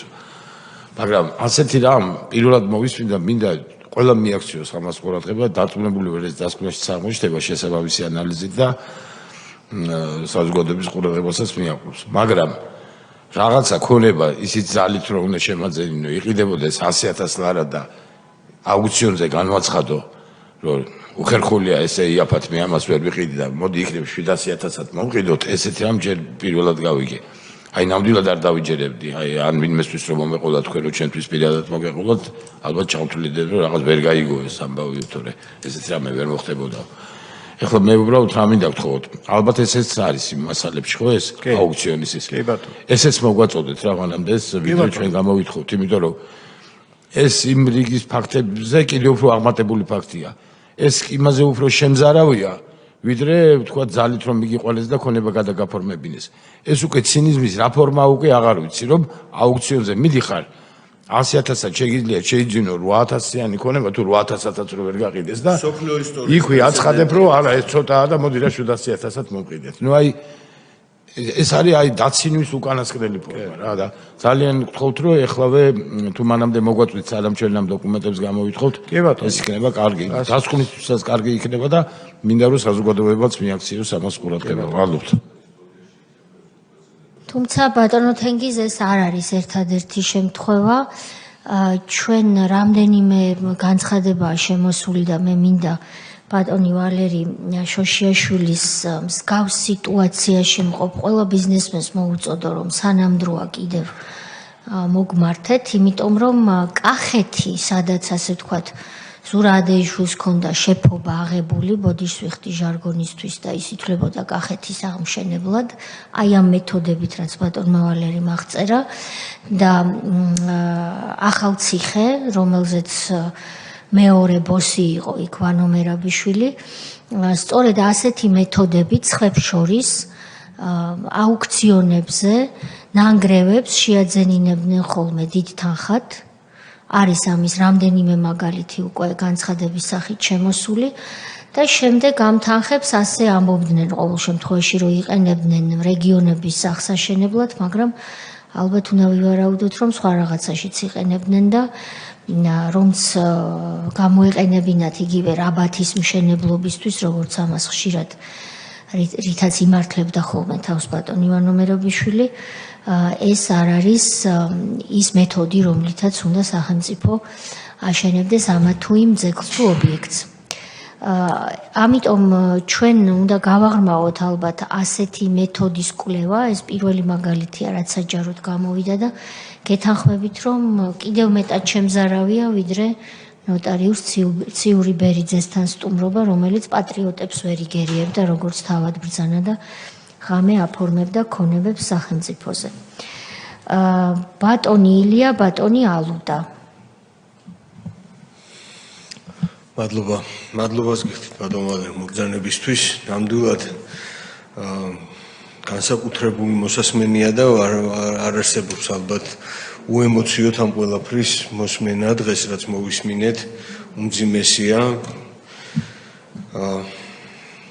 ბევრმა აღნიშნა სხვათა შორის რომ კოჰაბიტაციამ ძალიან ხელი შეუშალა სამართლიანობის აღდგენას და დღეს თქვენს ამას ხაზი გაუსვით. ნამდვილად დიდი მოლოდინია ამ კომისიის მუშაობის შემდეგ რომ უფრო დაჩქარდეს იმ საქმეებზე განაჩენის დადგომა, რომელიც ჯერ კიდევ იმ სტატუსით არის, როგორი სტატუსითაც არის თქვენი და მხოლოდ დაზარალებულად ცნობილი ბრძანდებით. ჩვენ წინა შეხვედრაზეც თუ არ ვცდები ბატონი ახალაძე იყო, ეს იქაც დაახლოებით ესეთი სიტუაცია იყო, რომელიც დღესაც პრობლემატიურია იმ ადამიანებისთვის ბიზნესის კეთება, თქვენც ამას აღნიშნავთ. და არის ესეთი საქმეები დაგროვებული, რომელზეც აუცილებლად რაღაცა გამოსავალი არის საპონელი. მე ერთი კითხვა მაქვს. თქვენ აღნიშნეთ თქვენს მოყოლის დროს, რომ ერთ-ერთ მომენტში თვითონ ზურა ადეიშვილი ჩამოვიდა თქვენთან და იმის გამო, რომ თქვენ ხაზი გაუსვით, რომ თქვენი შვილები არიან კლასელები, ამის გამო უფრო მეტად იქნებოდით დაჟილი. და ამის სათქმელად ჩამოვიდა ის ადამიანი თქვენთან კაბინეტში შემოვიდა თუ ამის გარდა ან რა იყო ამაში ის საპრობლემო თქვენი აზრით და ესეც ერთ-ერთი მიზეზი ხო არ შეიძლებოდა ყოფილიყო, რატო ამოგარჩიეს თქვენ, საიდან მოგნახეს თქვენ და რატო დაიწყეს თავიდან თქვენს მიმართ ესეთი დამოკიდებულება, რეპრესიები და ფულის გამოძალვა ქვია ფაქტურად რაღაც დაახლოებით ესეთ ეს მაინტერესებდა მადლობა. მადლობა ბატონო ილია. გთხოვთ უპასუხოთ ბატონო ვალერი. მოგახსენებთ იმ ფაქტთან დაკავშირებით, როდესაც მე ზურაბადეიშვილთან მქონდა შეხება, ეს იყო ის პერიოდი, როდესაც ბექა ბასილაიასთან ოთახში ვიმყოფებოდი გამოკითხვაზე, ეგრეთ წოდებულ გამოკითხვაზე, მაგრამ გამოკითხვა ჩვენ შორის საერთოდ არ შემდგარა, არანაირად არც თანხის ბრუნვებს შეხებია ვინმე და არაფერი მსგავსი საუბარი არ ყოფილა, გარდა იმისა, რაც უნდა მე კარგად ვცოდნო და კედელზე ჩამოკიდებული ჩემი ოჯახის წევრების ფოტოებისთვის უნდა მეყურებინა და მის კომპიუტერის ეკრანზე არსებულ იმ ძიმე კადრებისთვის უნდა მეყურებინა, რაც წინააღმდეგობის შემთხვევაში მე პრობლემას შემიქმნიდა. ამ ყველაფერმა განაპირობა ის, რომ მე რატომღაც, არ ვიცი, ალბათ ჩემი შეცდომა იყო ისიც, რომ მე ვთქვი, რომ აგერ მეთქი ესე ნუ გამწირავთ, ჩემი შვილი და ზურაშვილი, თქვენი უფროსი შვილი მეთქი, კლასელები არიან მეთქი რა, ვითომ მე დავიიმედე თავი იმით, რომ იმ შეიძლება იმან არ იცის მეთქი და მე ვიცი მეთქი რა და მან რო გადასცა ეს ინფორმაცია, გადასცა კი არა, ალბათ უთხრა, რომ ესე ხდება, ის ჩამოვიდა და მითხრა, რომ მეტი არაფერი არ უთქვავს ოღონდ რა, რომ ამ შვილის ხსენების გამო უფრო მეტად დავისჯებოდი. ეგ იყო, აი არც მომსალმებია, არც დამშვიდობებია. ეგ იყო შემოსვლის და გასვლის მომენტი. აი ეს ანუ პირდაპირ შევიდა ბასილაია, ასეთი წვდობა ქონდა, ხო? კი, ეს ხომ არ იყო თავის უფროსმა უყვა, ის უფროსი კიდევ ვიღაცას მოუყვა, ის კიდევ ვიღაცას და მე გაბრაზდა ის. ბასილაია იყო აბსოლუტურად. ისიერად შემოვიდა, ესე იგი უშუალო კონტაქტზე გავიდა. უდიდესი მანდატი ქონდა მას. მე რასაც ვთქვი, მას ქონდა უდიდესი მანდატი, მას ქონდა ყველაფრის უფლება. მიცემული ისე, რომ არავისთან არაფერი აღარ უნდა შეეთანხმებინა და ისე იღებდა გადაწყვეტილებებს, რა სქემაც ქონდა მიცემული მას. სადამდე რა შედეგზე უნდა გასულიყო, მას ქონდა ამოცანა და გადიოდა იმ შედეგს. კი ბატონო, ბატონო ილია მოწურეთ. ბატონი ალუდა. მოგესალმებით, ბატონო.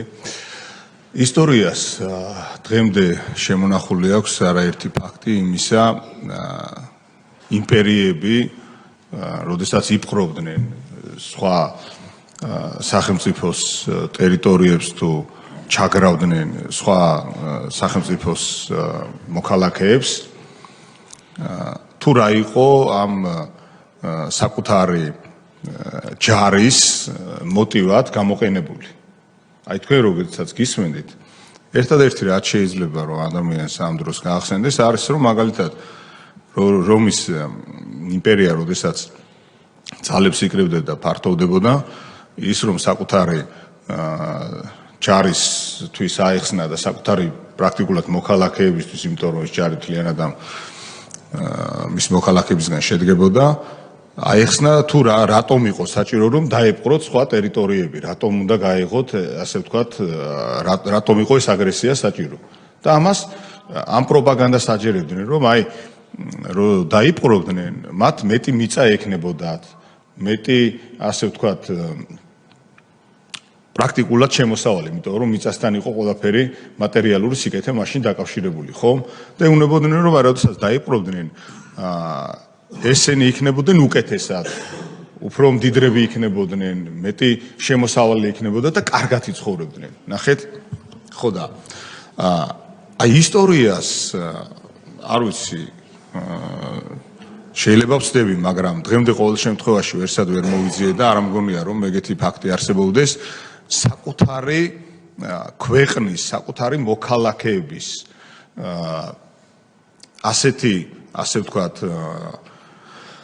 დაჭა თუ შემდეგ უკვე მე ესე დატერორება, იმიტომ რომ არ ვიყენებ სიტყვას გაკულაკებას, რადგანაც გასაჭროების დროს, როდესაც ეს გაკულაკება მოხდა, ისიც არ იყვნენ საკუთარი მოქალაქეები, ხომ ესეც ვიცით, მაგრამ აი საკუთარი მოქალაქეების მიმართ ესოდენ დიდი ზიზღი და აი ესეთი ტერორი სხვა უბრალოდ წარმოუდგენელი არის, ასეთი სიტყვა, რა ვიცი, რა შეიძლება რომ მიესადაგებოდეს, ხო, რომ ეს არის პრაქტიკულად, ალბათ ჩვენ დასკვნაში ამ ფორმულირებითაც მოგვიწევს ჩაწერა იმ რეჟიმის, რომ ეს არის პრაქტიკულად ეს ადამიანები მოვიდნენ დაიპყრეს რაღაც ეს ქვეყანა, თითქოს ასე არის ეს ყველაფერი, ნუ რაღაც ისტორიას ასე დარჩება, როდესაც ჩვენი შვილები თუ მათი შვილები ამას აიკითხავენ, ნუ სხვა შეფასება ძნელი არის რომ ისი ამ ყველაფერს, ხო?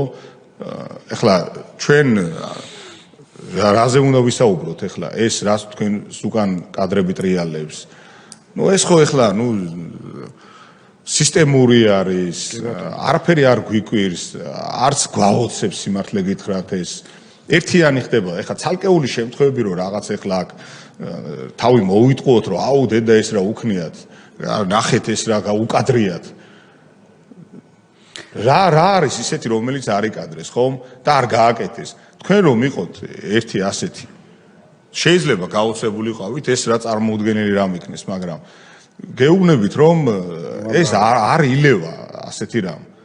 გაოცების ასე ვთქვათ ეს მასშტაბი თუ ზღვარი უკვე დიდი ხანია ყოველ შემთხვევაში ჩვენ და საზოგადოების იმ ნაწილმა ვინც ეს ყველაფერი გამოიარა, არაფერი არ აოცებს და არავის დარწმუნებული ვარ იმ დროს ვინც მეტნაკლებად იყო აქტიურს გულისხმობ იმას რომ საკუთარი ესე იგი სახლის ქვევით მაღაზიაში პურს რო ყიდულობდა იმის იქით თუ აქტიურობდა ის ყველა შემთხვევაში რეჟიმთან იყო შეჯახებული და მას ძალიან კარგად ახსოვს რეჟიმის სიმწარე. არაერთხელ მithქვამს, აქ არის მარტივი სცენარი. ეს ადამიანები მოვიდნენ, დაიპყრეს ეს ქვეყანა, ძევლად აიყვანეს საკუთარი ქვეყნის მოსახლეობა და ამ საკუთარი ქვეყნის ძევლად აყვანილ მოქალაქეებს მოუწყეს ტერორი. აი როგორც ტერორისტები არიან. გინდათ ეხლა რომ მაგალითად ოღონდ ცალკეულ პირებთან მიმართებაში ხდება და ჯამში ხომ ეს ასე არის. და არაერთხელ მithქვამს რომ აქ არანაირი არც ეკონომიკა, არც სხვა რაიმე სახის არაფერი ერთმანეთს გავს.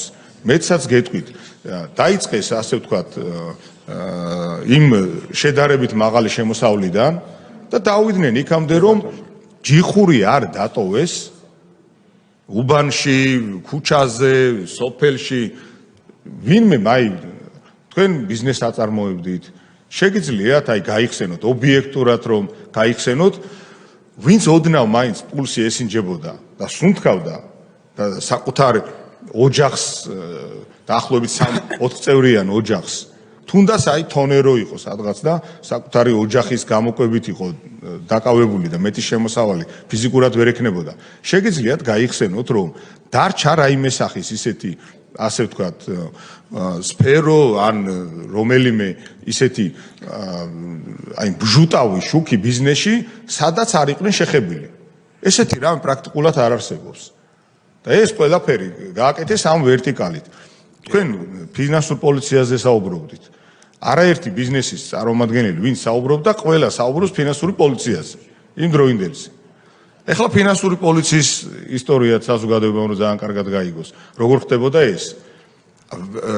სიმპტომური არის, ხომ? ამას რო უყურებთ, მაგრამ ბიზნესთან მიმართებაში არც პროკურატურაში ხდებოდა თოფიანი კაცი, არც სხვა ზალოვანი რომელიმე უწყების წარმომადგენელი ხდებოდა და ის ასე ვთქვათ აშინებდა თუ აიძულებდა ფინანსური პოლიცია.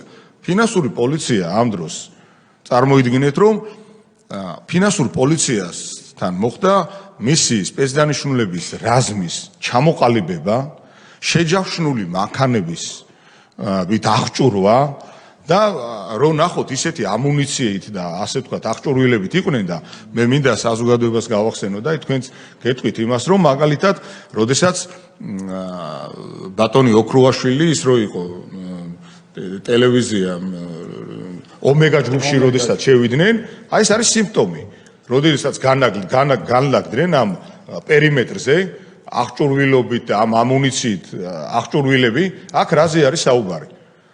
ბიზნესი რა არის? ბიზნესს აქვს ორი მიმართულება. ყავს წარმომადგენლობაზე უფლებამოსილი პირი, ანუ დირექტორი, ეს ერთი, მეორე არის ბუღალტერი, ვინც შეიძლება გჭირდებოდეს, და იურისტი. სხვა აქ არავინ არ გჭირდება. და აი ამ რომ კითხვა დაუსვა ბუღალტერი, ანუ ის რომ ანგარიშწორება რაზე არის საუბარი, რომ მოგაწოდოს ინფორმაცია და შემდეგ პასუხისმგებელი პირი, ანუ დირექტორი და იურისტი რომ დოკუმენტში გაგარკვიოს.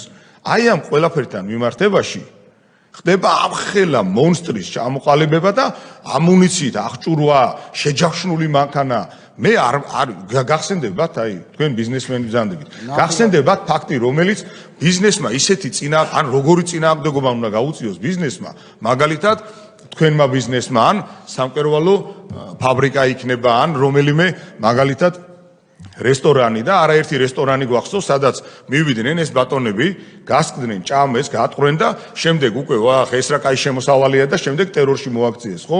აი შეგიძლიათ რომ ვინმე აზრად მოუვიდეს ის რომ რომელიმე ბიზნესის წარმომადგენელი ბუღალტერი ადგება და ესვრის რამეს, რა წინააღმდეგობა უნდა გაუწიოს ისეთი, რომელიც ასეთი მიდგომით და აი ასეთი სულისკვეთებით რომ ყოფილიყვნენ ესენი, დღეს რო თითქოს და ეს ჯიხს იცემენ გულზე რომ სადღაც ვიღაცას რამეს არ გაატანდნენ, ასეთი მაგრები რო ყოფილიყვნენ, ტერიტორიებს დაიბრუნებდნენ.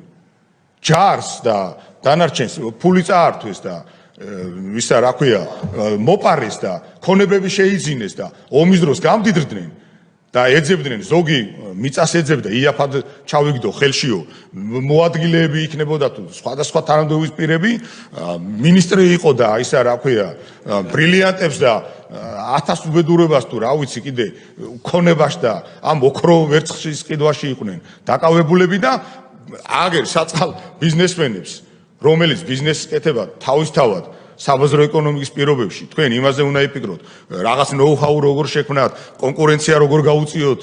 თუ ამ დროს აქ არის აღჭურვილობა, შემდეგ უკვე ეს კადრები არის, რომ ამ შეჯახშნულ მანქანებზე სნაიპერებით დაწყებული ყველაფერი რისთვის ეს? რომ დაატეროროს, რომ თქვენ გაგიოლდებოდათ ის, რომ მაგალითად ის პირი, ვინც ბასილაიას ნაირები და სხვები რო გეტყოდნენ, დიდი ძალისხმევა არ დასჭირებოდათ იმისა, რომ ეხლა შენ წახვალ და 700.000 კი არ გადაიხდი, აი ამ ნანგრევ იმაში რა ქვია, 5,000 ლარიან ქონებაში, არამედ მილიონსაც. იმიტომ რომ აი ეს მოვა აი ამ ხელა მონსტრი სახელმწიფოს სახით და გაგანადგურებს.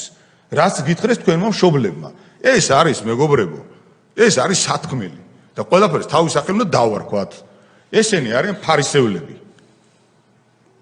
ჯარს ფული წაართვეს, ფინანსური პოლიცია მონსტრად გახადეს და შეჯახშნული მანქანებით ბუღალტერს, რა თუნდა ბუღალტერს, ისა რა ქვია, ნებისმიერ იმ დროს კიდე გეუბნებით იმას, რომ ფინანსურ პოლიციაში, როდესაც ადვოკატი ვიყავი და შევყვებოდი ადამიანს, გარშემო ხალხს უტოვებდა იმას, რომ იცოდა, რომ ვერ გამოვიდოდა იქიდან. და იმ დროს ვინც პატიოსანი ბუღალტერი იყო თუ კომპანიასთან რაიმე სახის ფინანსური ასე ვთქვათ, დახმარებას თუ ანალიზს უწევდა, ყველას ჰქონდა ან დიაბეტი და ან სხვა გულის დაავადება დამარტებული. ეს არის სათქმელი. და ეს არის სახე მათი. და როდესაც იმას იტყვიან, რომ ის რაღაცა ვითომ ეროვნულ რამე საქმეს აკეთებდნენ, ისეთივე ის არის, რა ქვია, მათი ეს ეროვნულობა, როგორც ვირი და მანიკურები, ძალიან დიდი ბოდიში ამ გამოთქმაზე რა. მადლობა. ბატონო ალუ და ბატონო ვალერი, ჩვენ დიდი ხანია უკვე ვსაუბრობთ, საათი და 40 წუთი გავიდა მეტიც. ხალბატონი გიული ავალიშვილი გველოდება ასევე მსხვერპლი იმ რეჟიმის, ამიტომ რამდენიმე მოკლე კითხვას დავსვამ და სწრაფად რომ გავიაროთ. თქვენ ახსენეთ ნოტარიუსი თამარ ვაშაკიძე, რომელიც თუმე სწორად მახსოვს აღარ არის დღეისთვის ნოტარიუსი, თუ კვლავ საქმიანობს, აღარ არის. როდის შეწყვიტა მან საქმიანობა და რატომ? ასაკიდან გამომდინარე შეწყვიტა, ქალბატონი თამარი უკვე 80 წლის არის, დაახლოებით იქნება 7-8 წელი რაც. კი ბატონო. აი მაშინ თქვენ ახსენეთ მისი ქონების გადაფორმებაც იყო მოთხოვნილი და ეს გაკეთდა? არა. არა. შესაბამისად გადაფორმდა მხოლოდ ნაწილი ქონების? ქონება არ გადაფორმებულა საერთოდ. ანუ 12 საათი თქვენ რომ იქ იყავით, გარეთ დაგხვდნენ მშობლები, დედამ გითხრათ რომ ხიდის ქვეშ ვიცხოვრებ, ოღონდაც შენ არ გაწირო საკუთარი თავი. აი ამ მოთხოვნილ ქონებაზე მე აღარ გაგიგრძელებიათ, აღარ დაგჭირდათ გადაფორმა. გადაფორმება აღარ მოუთხოვიათ, მოითხოვეს მაშინვე აღნიშნე მე, როდესაც ვწყვებოდი, რომ გადახდის ფორმას მეტყოდნენ დაახლოებით 3-4 დღეში. და ეს 3-4 დღეს გადახდის ფორმა იყო პირველი SMS შეტყობინება და შემდგომ უკვე ქეშის მოთხოვნა პროკურატურაში. შესაბამისად, ქონების თემა ასეთი გაგრძელება მოყვა ამ ყველაფერს. კი ბატონო, რომ დავაზუსტოთ. კი ბატონო. ესე იგი, რაც შეეხება გაკრულ ფოტოებს. დიახ. რა ტიპის ფოტოები იყო ეს? სად იყო ეს ფოტოები გადაღებული და ვისი ფოტოები იყო კედელზე გაკრული? ეს ფოტოები იყო ჩემი ოჯახის წევრების, დედასი, მამასი, მეუღლე, შვილები, 3 შვილის. დიახ. ჩემი და ჩემი სიძის. რასაკის იყვნენ შვილები? შვილები იყვნენ უფროსი იყო 7 წლის, 6 წლის და 2 წლის. შვილები, მეუღლე, დედა, მამა და დის მეუღლე. მესამე რამდენის იყო? 2 წლის. 2 წლის. რა ტიპის ფოტოები იყო ეს? ეს იყო სკოლაში გადაღებული, Facebook-ზე განთავსებული ფოტოები, რაც ოჯახის წევრებს ჰქონდა გადაღებული ფოტოები. მათ მიერვე გასაჯაროებული ფოტოები იყო თუ მალულად გადაღებული? ერთადერთი იყო ჩემი და ჩემი მეუღლის ფოტო მალულად გადაღებული, რომელიც დუბაიში ერთ-ერთი ვიზიტის დროს სასტუმროში იყო გადაღებული. შეხვედრაზე, იმიტომ რომ ეს ფოტო ვხვდებოდი, რომ ეს ჩვენი გადაღებული არ იყო და არც ევროპითაც დუბაიში გადაღებული. კი, დუბაიშიც გითვალთვალებდნენ? ქონდათ, იმიტომ რომ ყველაზე მეტად მაგ ფოტომ დამაეჭვა, დანარჩენი ახლა ზოგი მეუღლეს, ზოგი ჩვენ ქონდა Facebook-ზე განთავსებული, სოციალურ ქსელში განთავსებული ფოტოები, ის ფოტოები იყო, მაგრამ ის იყო ერთადერთი ფოტო, რომელიც ზუსტად დარწმუნებით შემიძლია თქვა, რომ ეს არ იყო ჩვენი გადაღებული. ეს იყო ფოტოები თუ ფოტოებს წარწერებიც ქონდა, მხოლოდ ფოტოები? არა, ფოტოები იყო, უბრალოდ დიდი ფორმატით იყო დაბეჭდილი დაახლოებით აი ეს თაბახის ფურცლის. რატო გვაქვს გაკრულიო თქვენი ოჯახის ფოტოებიო? მათ ეს არ უთქვათ რატო იყო გაკრული, მაგრამ ეს იყო პირდაპირ ჩვენება იმისი, რომ მათ ძალიან კარგად იცოდნენ თითოეული ჩემი ოჯახის წევრი, ისინი აკვირდებოდნენ თითოეული ჩემი ოჯახის გადაადგილებას. და ეს ფსიქოლოგიური ზეწოლა. მე გავაკეთე ეს. თქვენ გააკეთეთ ეს დასვა. ეს ხდებოდა ბექაბასილაიას სამუშაო ოთახში. მერვე სართულზე პროკურატურა. მერვე სართულზე პროკურატურის შენობის. თქვენ შენობები არ გერევათ. ხომ იუსტიციის სამინისტროს შენობაში ხომ არ იყავით პროკურატურის შენობაში მერვე სართულზე. ეს სართულიც მინდოდა მეკითხა და მადლობა რომ თქვით. კი ბატონო, რაც შეეხება კადრებს, ვინ გაჩვენათ და ვის კომპიუტერზე? ეს იმავე ოთახში ხდება? იმავე ოთახში ხდება. ბექაბასილაიამ გაჩვენათ კი ბატონო. თავის კომპიუტერზე. კი ბატონო, ეს იყო ადამიანები, რომლებსაც ურტყავდნენ და გამოსცემდნენ ხმებს, რომ დაითხოვდნენ შველას. ციხეში გადაღებული იყო? მანვე და კონკრეტად რომ ეს არის ციხეში გადაღებული კადრები და მსგავს სიტუაციაში ჩავარდები შენს თუ ის არ გაკეთდება, რაც იქნება მითითება და თან აქვე დააყოლა ბექაბასილაიამ, რომ შენ არა, შენი ოჯახის წევრები, ახლობლები უფრო კარგი იქნება, რომ შენ ამას უყურო მერე და შენ უფრო მარტივად გააკეთებ იმას, რაც გასაკეთებელი იქნება. კი ბატონო, ეს გავიგე. ეხლა რა მაინტერესებს? ამ დროს ზურა ადეიშვილი არის იუსტიციის მინისტრი. მას ვარაუდობ, რომ ექნებოდა პროკურატურის შენობაშიც, ასე ვთქვათ, რაღაცა სივრცე.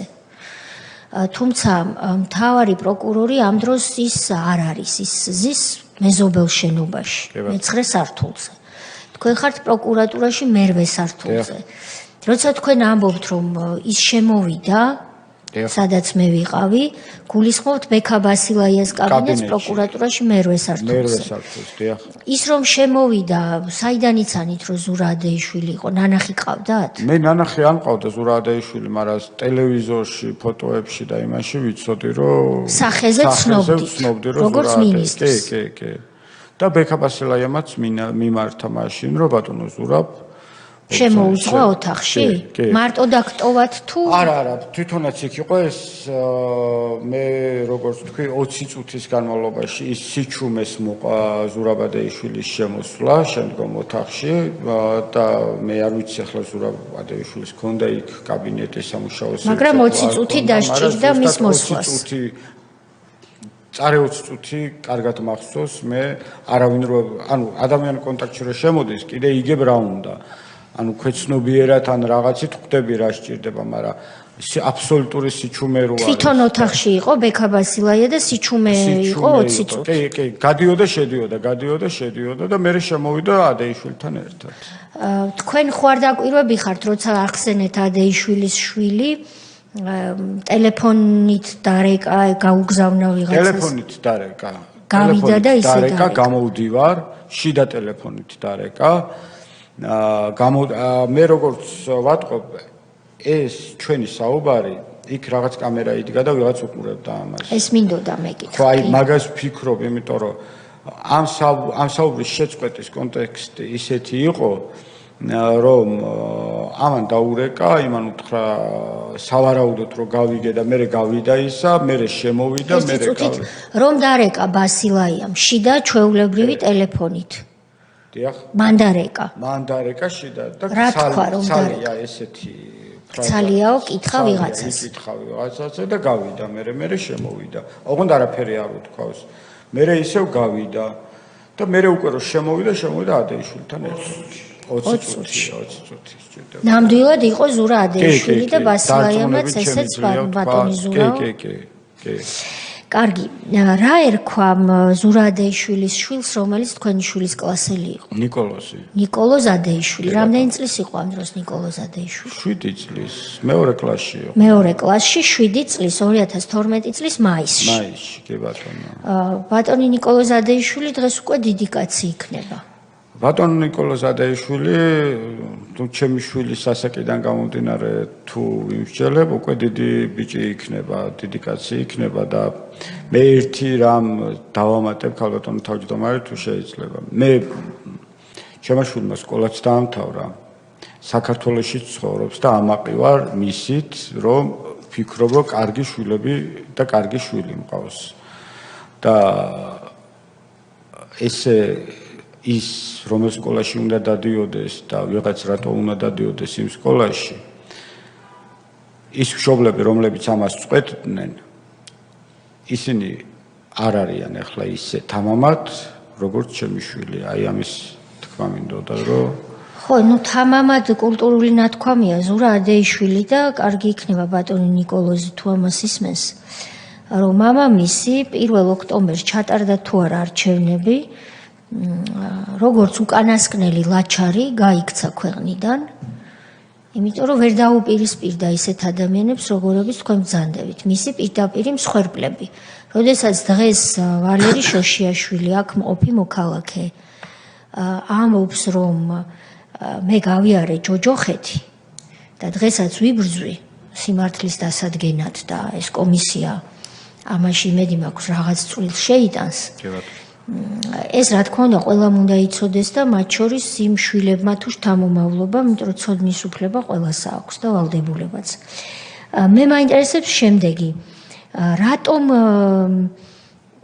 ახსენეთ თქვენ ადეიშვილის შვილი, იმიტომ რომ უბრალოდ კლასელი იყო, თუ თან მეგობრობდნენ კიდეც თქვენი შვილები?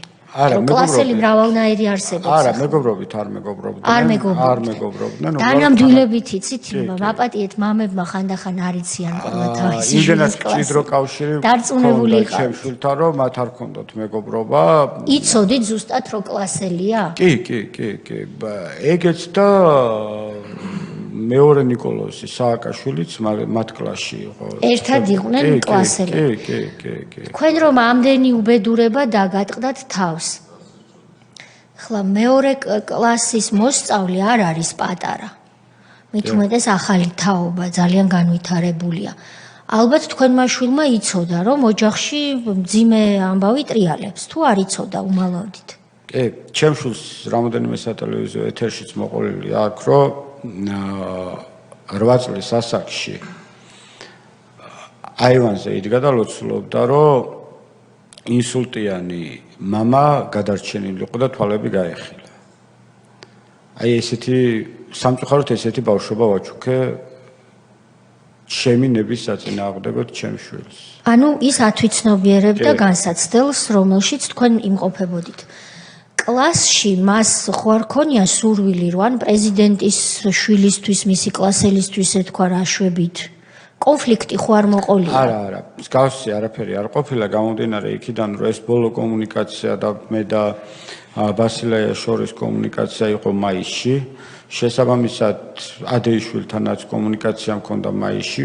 იმ პერიოდში უკვე ბავშვები დათხოვილი იყვნენ, სასწავლო წელი იყო დამთავრებული და სექტემბერში, როდესაც უკვე განახლდა სასწავლო წელი, ვფიქრობ 20 სექტემბერს თუ რაღაც დაიწყო, იმდენად მოკლე პერიოდი იყო, რომ ისინი სკოლაში აღარც მოსულენ. და მე ხელისუფლებაც შეიცვალა.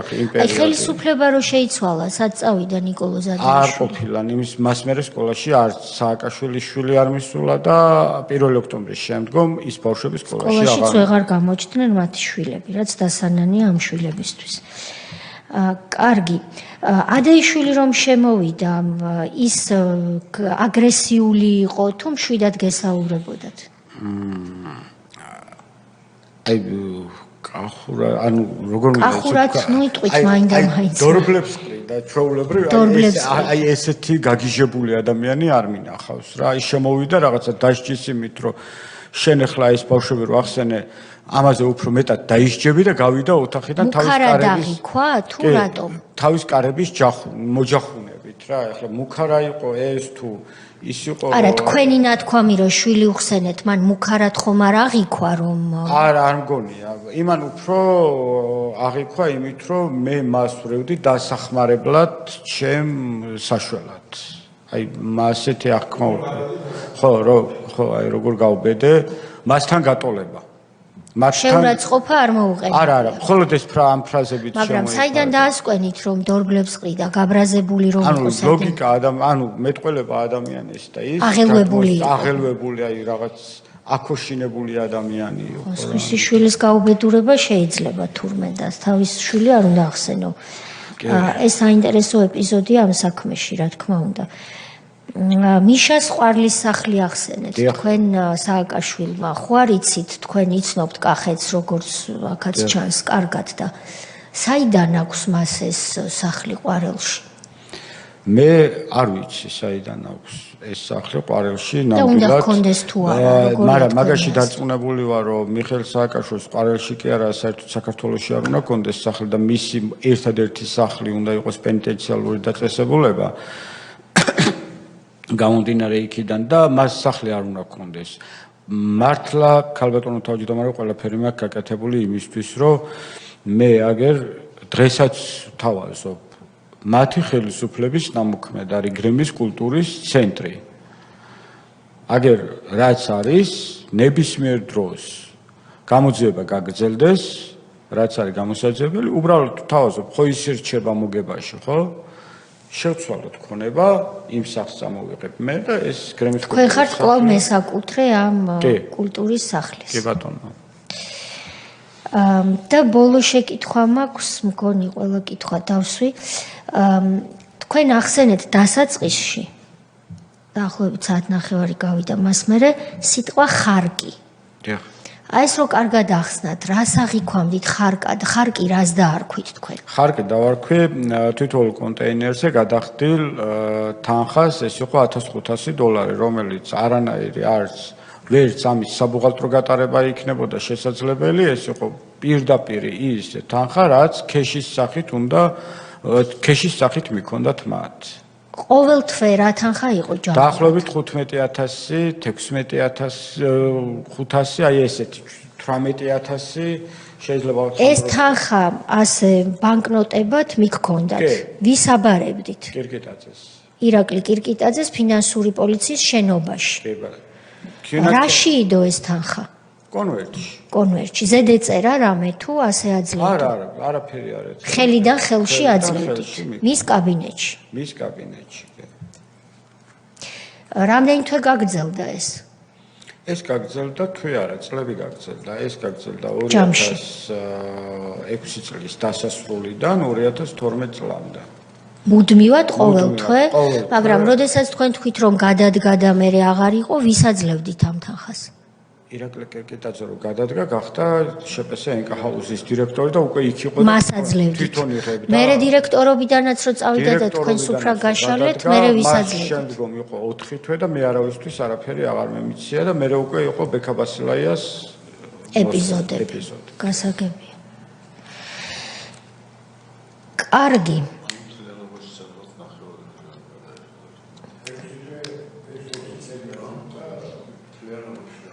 ბატონო ვალერი, ამ ეტაპზე დაგემშვიდობებით თქვენი ნებართვით, გთხოვთ რომ თქვენი შვილის მედიაშიც საუბრობდა ისო ეს მასალა თქვენ ვერ მოგვაწოდოთ, იმიტომ რომ ჩვენ არ დავმალავ და უკვე ცაიდნოთში ვართ და შეიძლება გაგვიჭირდეს კიდევ დამატებით მასალების მოძიება სწრაფად, რაც თქვენს ხელთ არის ამონაწერები საჯარო რეესტრიდან, სხვადასხვა დოკუმენტაცია.